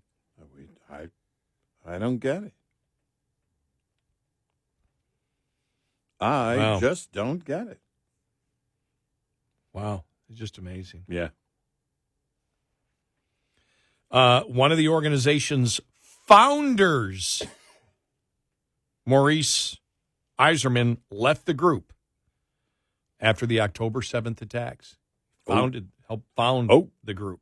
Wow. I left to protest the DSA leadership's politically and morally bankrupt response to the horrific Hamas October 7th anti-Jewish genocide that took the lives of 1,400 people, mostly civilians, and saw over 200 hostages carried off to Gaza, both groups of victims, including children and infants, Eiserman wrote in a Nation op-ed titled, Why I Just Quit DSA. All right. But where's the American public going on this now after October 7th? New polling is out. An overwhelming majority of Americans support Israel in the Jewish state's war against Hamas, according to a poll released Monday. 80% of the registered voters in a poll from Harvard University's Center for American Political Studies, Harris X, and the Harris poll said they supported Israel over the terrorist group Hamas, while 20% said they support Hamas. That scares the hell out of me. That's a huge number. That's 1 in 5 registered voters in America That's support the butchering and the genocide of innocent civilians in the United States. unreal. Unbelievable.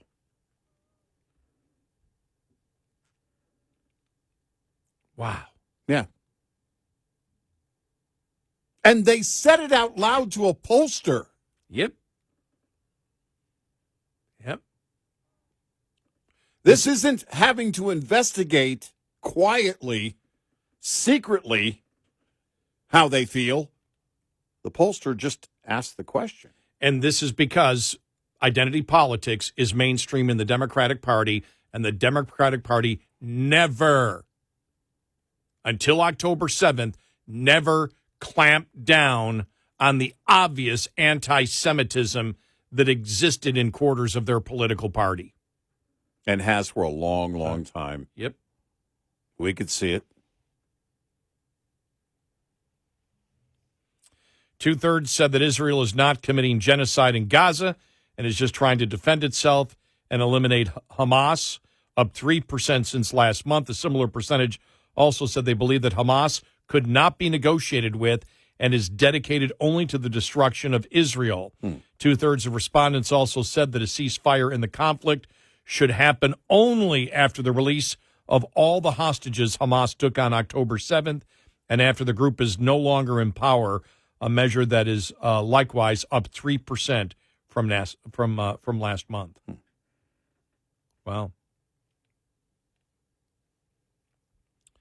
Younger voters are also less approving of Israel's action of the conflict. 57% of voters ages 18 to 24 said Israel was committing genocide. That comes from colleges. That's directly from colleges. Yeah, right. You don't learn that. If you're out in the regular, if you're 18 years of age, you're out in the private sector, you don't hear that. No. Nope. That's the minds at the universities misinforming the minds of our young people here in this country. Yep. And they've been doing that. Indoctrination is nothing new. And radicalism is nothing new. We're just at the nth degree now. That's just where it is. Look, they feel empowered to be this radical. Think about that. That did not happen overnight. No, it did not. For a lot of people, it may seem it did after October 7th. It may seem like it came out of nowhere. For those of us who have been keeping our eyes open the whole time, we've been fully aware. We've watched it. We talked about it. And the left just ignored it. Just ignored it. And they talk about the poll that was taken last month, and in that survey, 51% of respondents ages 18 to 24 said Israel should be ended and turned over to Hamas and the Palestinians. While 67% of that age group said the Jews as a class are oppressors and should be treated as oppressors.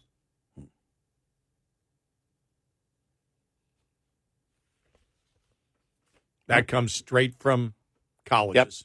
Yep. There's nowhere else that comes from. Yep. Tell me where else that comes from. If you're 18, 19, 20, 21, 22, 23 years old and you haven't gone to college, no, you're not learning that in the private sector. I bet you I would love to see the breakdown. Who are the college students and who are not the college students? Who are the people that went into the workforce? Right. And see what the difference is there. Right. And also the nature of the campuses they attend and everything else, yes. too. Which campuses? Yep. I mean, it doesn't have to be an Ivy League to be radical.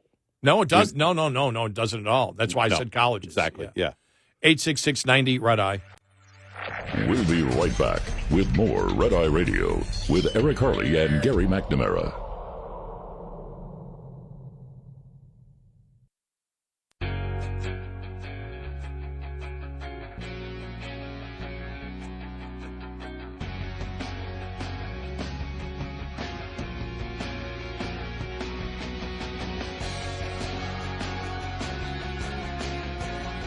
It's Red Eye Radio. He's Eric Harley, and I'm Gary McNamara. Coming up following the top of the hour, we'll get into more of the details, more of the legalities. We'll hear from what Jonathan Turley had to say about the whole Fonnie Willis thing in Georgia. Just unbelievable. Yeah. When you think about it, just unbelievable what's going on there. Well, and we're learning so much. It makes me wonder how much we're going to learn, through this whole thing, through this whole divorce case. And then I like this one. I saw this in Breitbart from from John Carney. He's always on Fox Business News. Their business editor, and you know why I picked this story. Breitbart Business Digest: Inflation is a bigger threat than recession. How long has we said that for? And it was. We've said the fact that Democrats didn't seem to understand that is what just shows they don't even understand basic economics, because, a recession, if you have 10% unemployment, 90% of people are still working, and odds are, because of supply and demand, prices are, moderate because you've got a significant portion of people that can't afford to buy it. Well, inflation's much worse because it hits everybody. And there's not going to be deflation. We're not going to get to the point where prices overall are going to get back down to, 2018 level. That's not going to happen.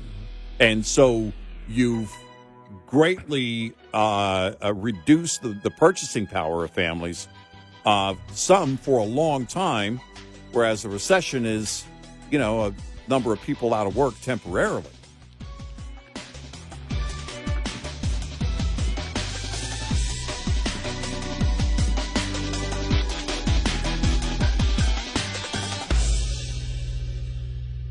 This is Red Eye Radio on Westwood One.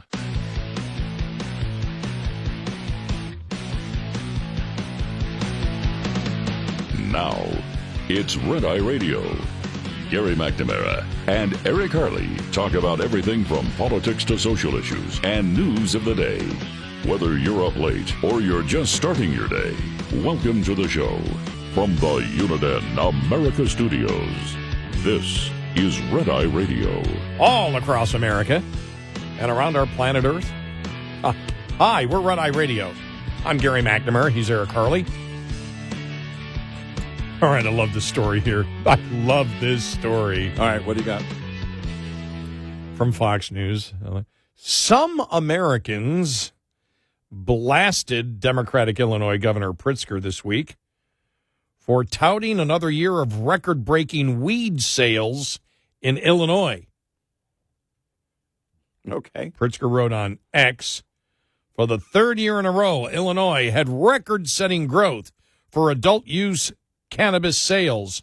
We're building the most prosperous and accessible cannabis industry in the nation, taking steps to repair the damage of the past and creating real opportunity for all. All right.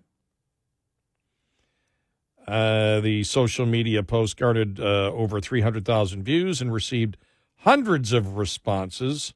A few ex-users said the governor should be more concerned about excessive drug use in his state's communities. What? Some of this is really, really good.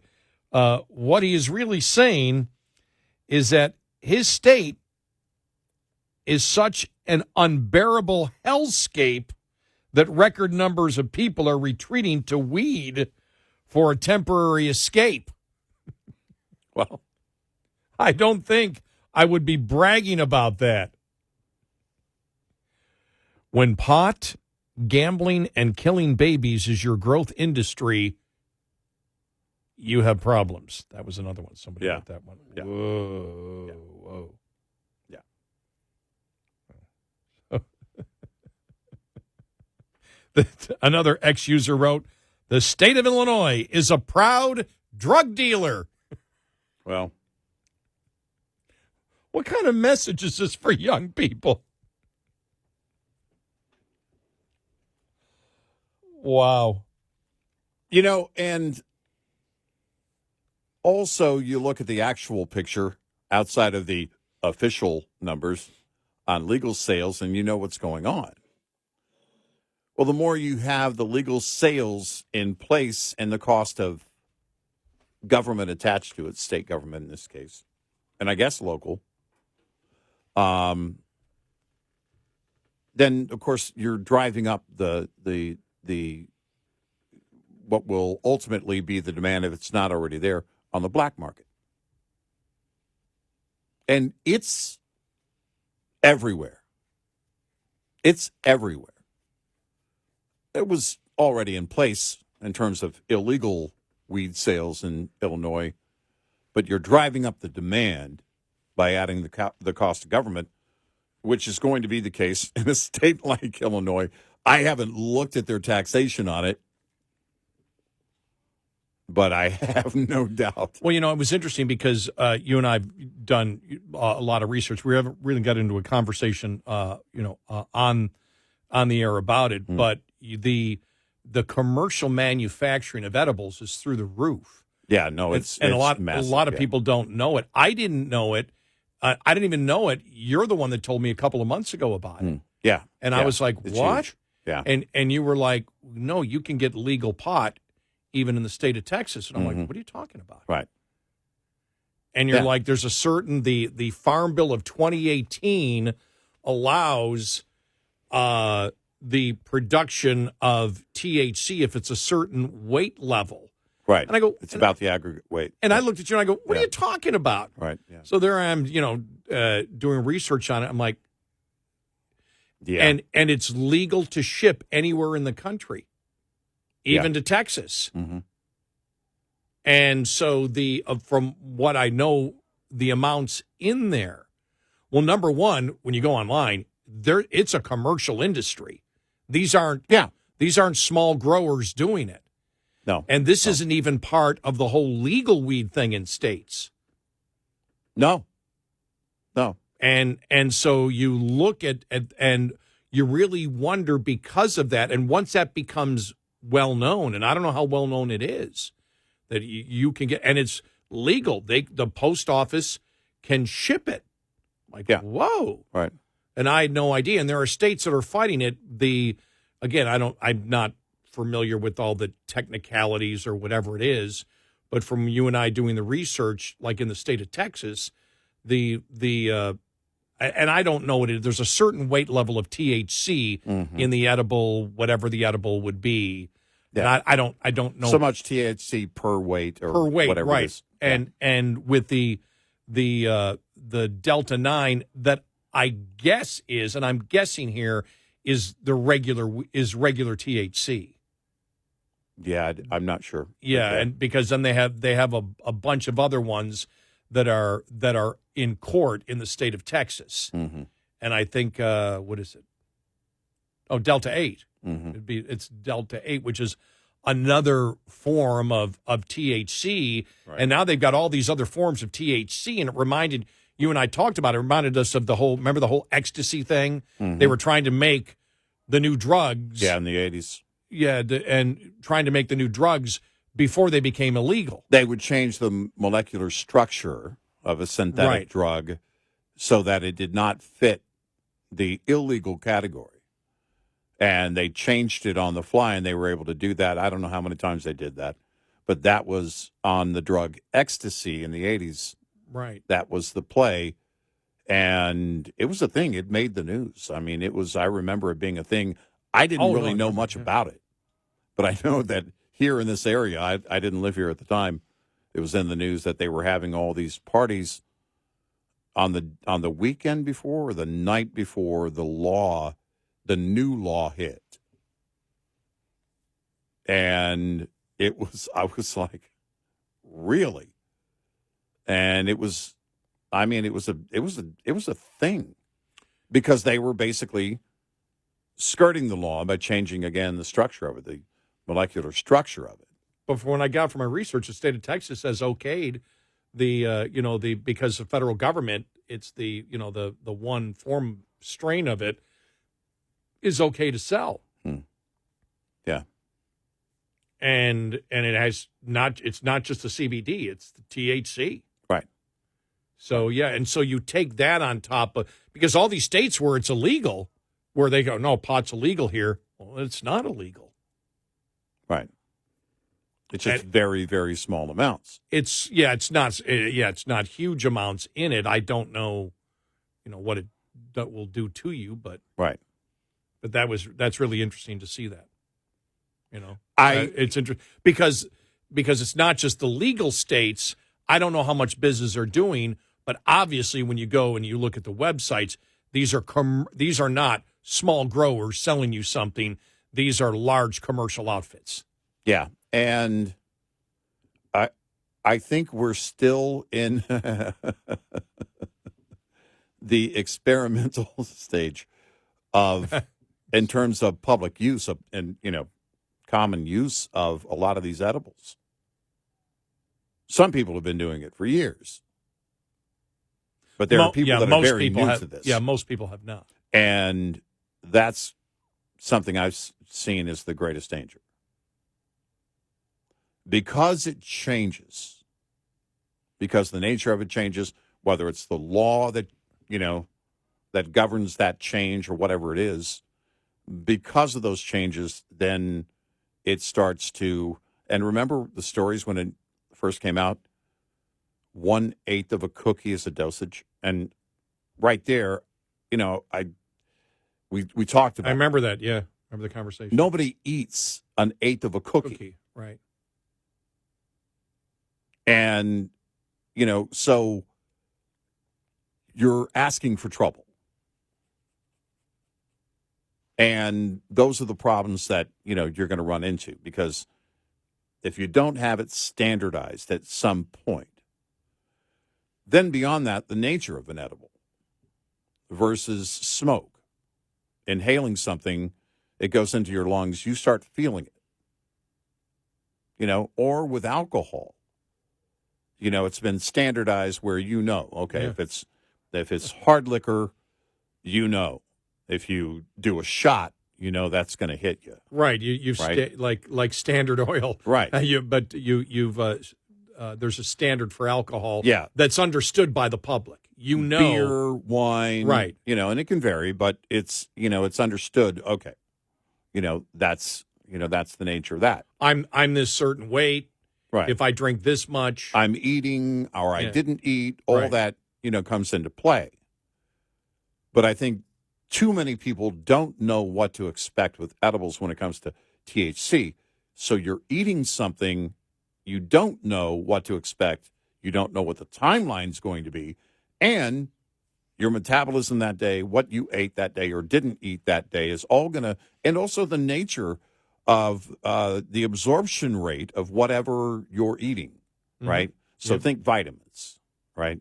There are certain vitamins that have horrible absorption rate, which means those nutrients really never get into your body, and then you can and that's why a lot of it has come, speaking of edibles, a lot of it has come back to gummy vitamins, right? Yes. And because it increases the absorption rate.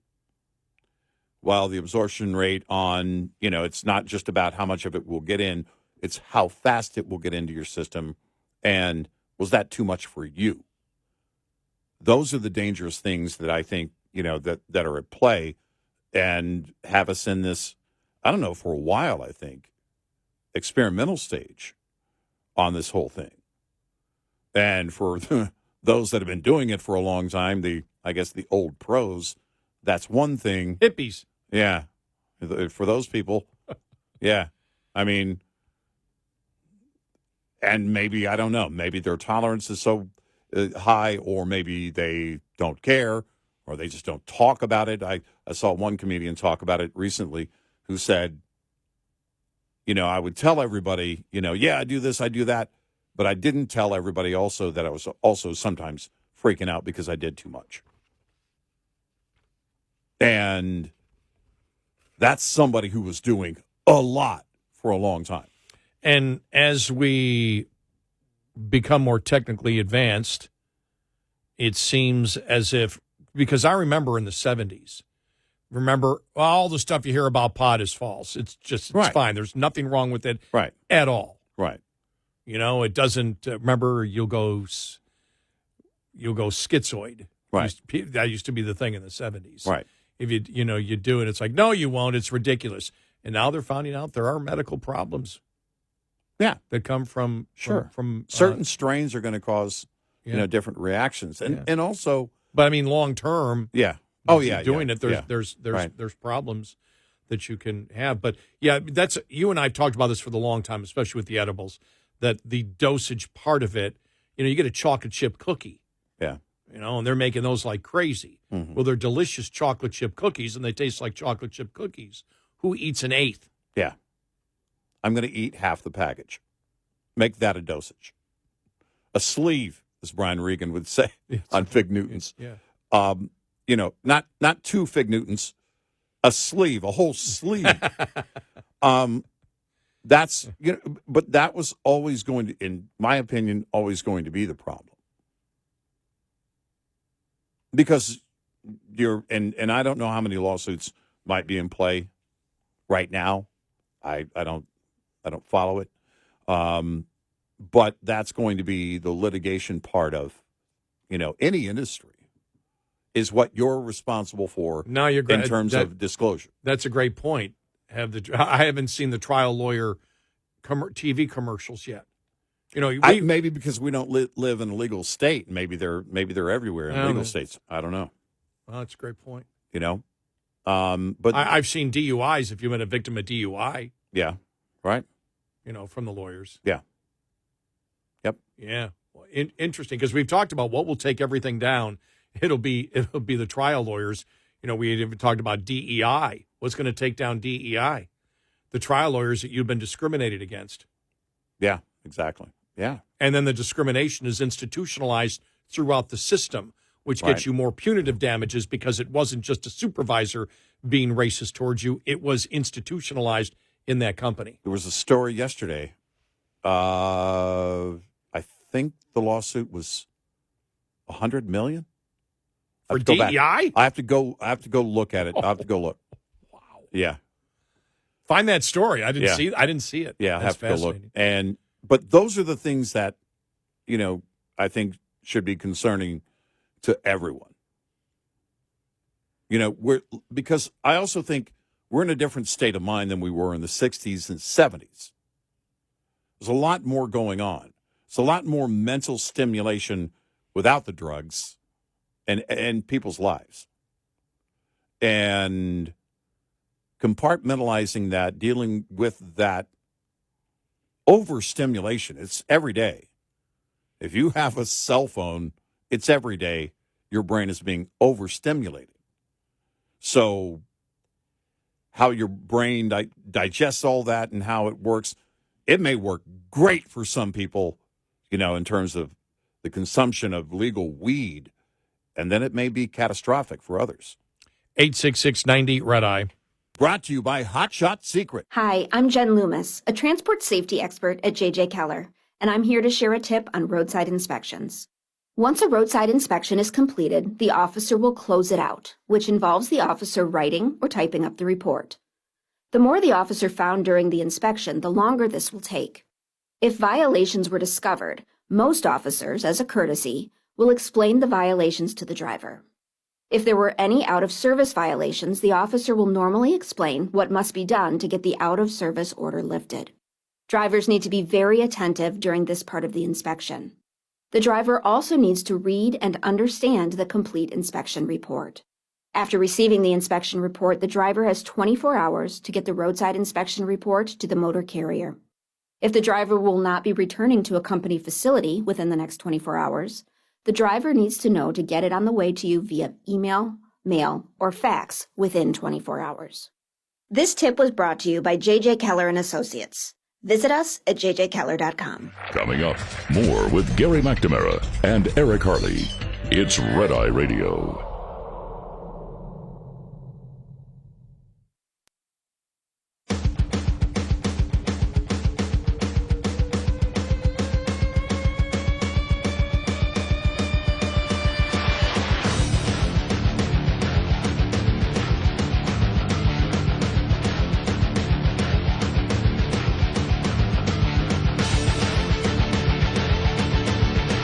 It's Red Eye Radio.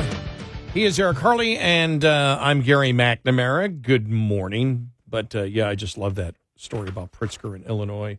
And the response I actually liked the best was the one that said, "Oh, wow, that's really great. Great industry that Illinois is great industries that you've created as a state. Well, pot, right. gambling, and the killing of babies." Yeah, exactly. But it makes you wonder, though, if we are at that point, where we're tapping the brakes going, okay, remember then Governor Jerry Brown, Moonbeam? Yeah. When signing it into law. I'll never forget that. In California. Jerry! Yeah, he said, look, not everybody can be high all the time. We're going to need people to be productive. Somebody's got to do the work. Yeah. That's when he was signing the bill. He was signing it into law. I need some of you guys to stay sober. Be productive here. But I think as a society we do Isn't it measure interesting that quiet quitting came along at the same time that legalizing marijuana did? Yeah. Is there a connection there? Right. Well, because it used to be, you pull over Cheech and Chong and they're high because of the smoke. Yeah, now you don't. And now Right, you can't detect it. Oh. Edibles.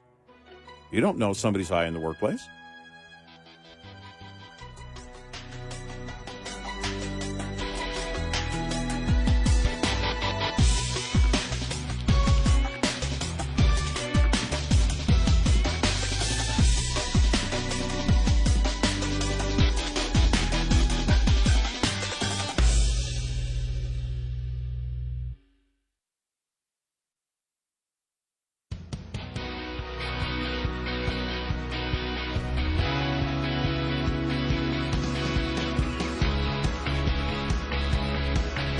About to trigger somebody right now. Gary McNamara and Eric Harley on Red Eye Radio. And he is Eric Harley, and I'm Gary McNamara. Good morning. Well, a judge on Monday cut off a lawyer for Fulton County District Attorney Fonnie Willis as the attorney was arguing why his client should not be deposed in a divorce hearing involving Special Prosecutor Nathan Wade, whom she hired to handle the Georgia election interference case against former President Donald Trump.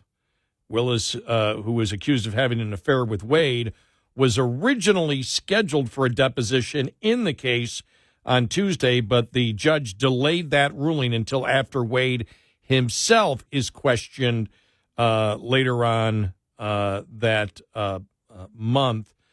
The attorney was going on with all the reasons that she doesn't have the time to be, deposed, that she has hundreds of people working for her. And the judge said, before he could go on, cut him off, said, urging him to narrow his arguments. He said, let me interrupt you. Let me ask you just to focus on the part of the law that says the proposed opponent lacks unique personal knowledge of any matter that's relevant. Are you saying that your client lacks unique personal knowledge that could not be discovered in some other way? The lawyer responded that the case has been underway for more than 2 years, and the deposition order had only arrived in recent weeks. He said, I think there are other means by which that information can be retrieved in the case. The judge said, well, let him do a deposition first. I'll look at everything, and then we'll go over it there. But the divorce records, as you know, are being released.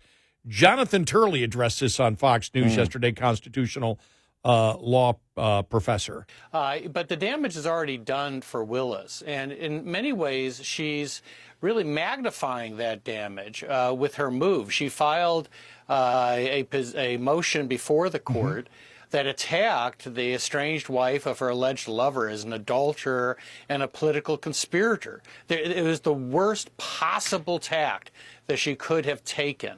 I mean, she could have just said, I'm not relevant. She could have said, a deposition is not needed. And instead, she did this full-on attack. And that only raises further questions. I mean, you have the original decision that she made, which in my view was deeply unethical, in hiring someone that she had an alleged intimate relationship with. But she compounded that afterwards in her response. It's clear that Mr. Wade and Willis herself are undermining the case for her office. And so she's putting their interests ahead of the office. That's the very thing that conflict of interest rules are meant to avoid. So I had a look at the motion that she filed with the court. She does, at a couple of points in the motion, say that she is not relevant to the divorce case because she alleges it was an affair that Jocelyn Wade had with one of Nathan Wade's friends that irretrievably broke the marriage. But she also says, to your point, that Jocelyn Wade is part of a conspiracy with the Trump organization to go after her, and they're using Discovery as a vehicle to harass her. Now, when you take a look at it, at the Big Bethel AME Church the other Sunday, she claimed this was all about racism. Now she's saying it's a big Trump conspiracy. So which is it?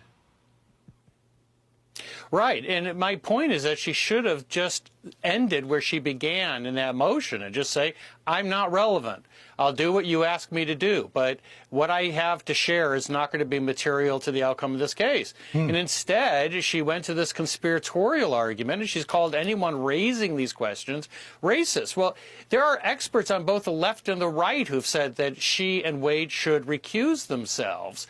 And in many ways, it's ironic, right? She accused Trump of not listening to the legal experts about the law and the election. She's doing the same thing. I mean, you have an overwhelming view that this conflict of interest is undermining the case. Whenever that view comes to the forefront, most prosecutors would say, all right, I need to take myself out of this equation to protect the interest of my office. Instead, she's calling everyone racists and political conspirators, which is not helping her case. It really is amazing when you think about it. I mean, you just don't you don't see things like this, normally in any type of legal proceeding. Right. And so you ask the question: does she know that the RICO case is really weak, and that if she couldn't get her alleged quote boyfriend to do it, to be the special prosecutor, that there may be a lot of other prosecutors out there that might say, no, we don't want to touch this? Well, I have to ask that question because it's the same question I was asking yesterday about why you would need someone so close to you in that process. Is you've got a weak case, that other person likely knows, but there's another incentive for that other person making money. And you keep everything very close to the vest, knowing that you're the only two on the planet that are willing to push this whole thing through, that you're unlikely to find anybody outside of your boyfriend. And keep in mind, he doesn't have any experience at this level. And then the next thing that you have to ask, and we addressed this a little bit on yesterday's show, that the fact that she is doing this, which is against any type of legal instinct that you would think that anybody who has been in the legal profession that long would instantly recognize why are you doing this? This is the potential to destroy your entire case. You're already on thin legal grounds going after RICO with Trump. This gives the Trump lawyers, forget about even an appeal in the court here. What is the motivation of this prosecutor? This prosecutor is out there lying left and right about everything that's going on. And I don't know if the judge would allow that in any type of, opening remarks or even closing arguments. I would ask the question, why not? Because it is so incredibly bizarre.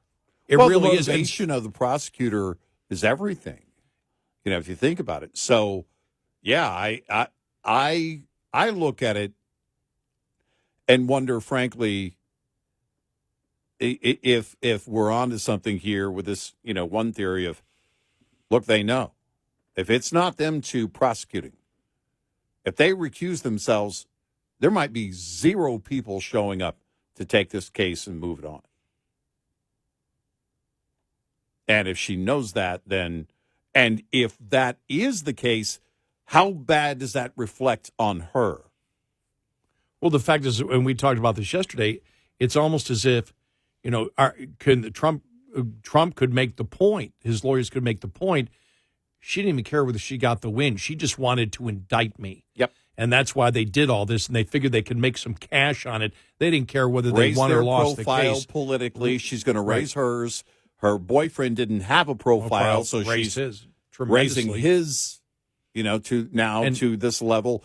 And they're making hundreds of thousands of dollars in the meantime. Right. And so you do this RICO case that we looked at from the very beginning. And just for people that don't understand, and I know we've repeated this again, but it's important because when you talk about a racketeering case, when you talk about a RICO case, you basically file a RICO case against a criminal enterprise. For example, if you've got the mob and you've got, the boss, the boss is the head of the enterprise. And so you're what do they call it? You're part of you're the head of a crew and you go out and you commit some murders. Even if the boss didn't tell you to do it, if you committed the murders and it's a part of everything that you've done, well, then the boss of it can be tied in to the conspiracy because the framework, the organization that you're in is only about committing criminal acts. That's the only reason that it exists. It doesn't exist for any other reason except to commit criminal acts to enrich yourself. However you do that, gambling, vice, drugs, sanitation, sanitation, construction. It's a very complicated situation. Whatever you get into, but the only reason it exists. Well, what Fani Willis is trying to make the case is that the Trump campaign is a criminal enterprise. Right. You can't make that case. No. I don't know how she can. She may be able to convince a jury that just because it's Trump, then it's a criminal enterprise. But there's no evidence that shows that Trump has been in any type of criminal enterprise in his life. Right.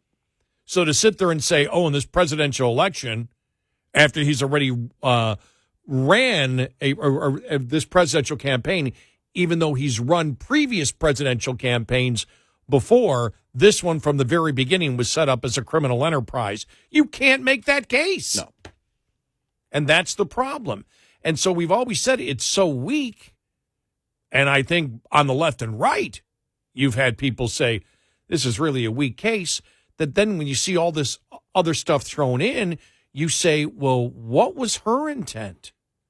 Right. Forget about Trump's intent. What was her intent? Was her intent simply to raise the profile of her boyfriend, get him a great job, and then use that money to go and do fun things? Right. And they really didn't care whether they won the case or not. Clearly, he wasn't at all close to being the experience that you need to prosecute this particular case from what we've been told on this. If you thought you had a solid case, you'd bring in a solid prosecutor. right? So it goes to intent. Was the intent here to make money? And Trump, I think Trump's lawyers have a, excellent opening argument, and if they aren't recused, Judge, you got to be kidding us, right? What do you? And so you win in the arena of the arena of the public. You've already put this huge doubt in there. Right. Democrats heard this and went, "Oh God, no! Right. We thought we had Trump here." Right. Even right. if they didn't, they thought, "Oh gosh, we got Trump. It's Rico. We got him on Rico. Oh man, this just blew up in our face." Right. I mean, I guess they never thought this was going to. Well, look, they moved to seal the documents. They didn't want this out there, but the divorce documents got out. And then I are. saw the lawyer for the for his either wife or ex-wife, right? The special product Wade, and she just said, "We're just trying to get to the truth of of where the money is." Right. Where the money. We were still married. This is money he's been making. Right. And it's not part of the divorce settlement. He's been hiding it from me or whatever. We need to expose all this. This is simply about a divorce settlement and community property. Right. She said community property and community property. Mm-hmm. And I'm like, wow, you can't hide from that. Oh, my gosh. You cannot hide It's getting worse by the moment. And they were trying to hide all of it. Unless it was just their love of one another. Uh-huh. Right. Let's use the Biden defense. Yeah. Biden just loves everybody. Yeah, love is love. Fani Willis just loved Mr. Wade. And right. Mr. Wade loved Fani. And why? Mm-hmm. Why is anybody getting involved in what is just an incredible romantic love story? Yeah. I'm surprised we didn't hear that first. I know. 866-90-RED-EYE. Lines open for your calls. 866-90-RED-EYE on Red Eye Radio.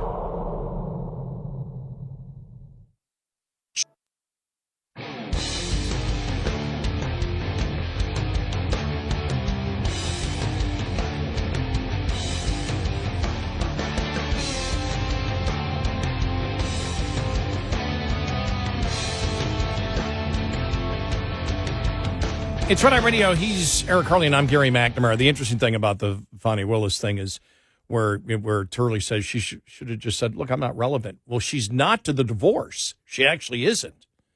But to the Trump case, it is. Well, it is again, it goes to motive as to why you would put your team together the way that you did. Right. With what the judge knows. Judge is not stupid. Right. He knows what a RICO case is. He looks at this and goes, tell me what judge does it. Right. Because RICO case. All right, where's the criminal enterprise? The campaign's a criminal enterprise? Right. So they started it. Are you're going to make that case then that it was started as a criminal enterprise? Yeah. I don't know how you can't even get there. You can't even get there. And so I can't see the judge. I would be surprised, and maybe I'm missing something here, but I just, from how this has gone, the fact that he wanted, the deposition. Yeah.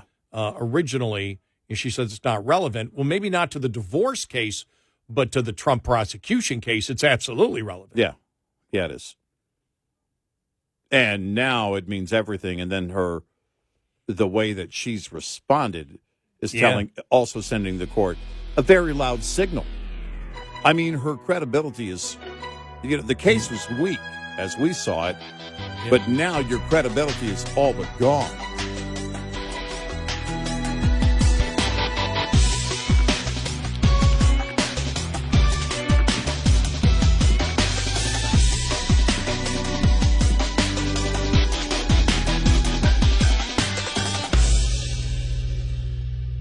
This is Red Eye Radio on Westwood One.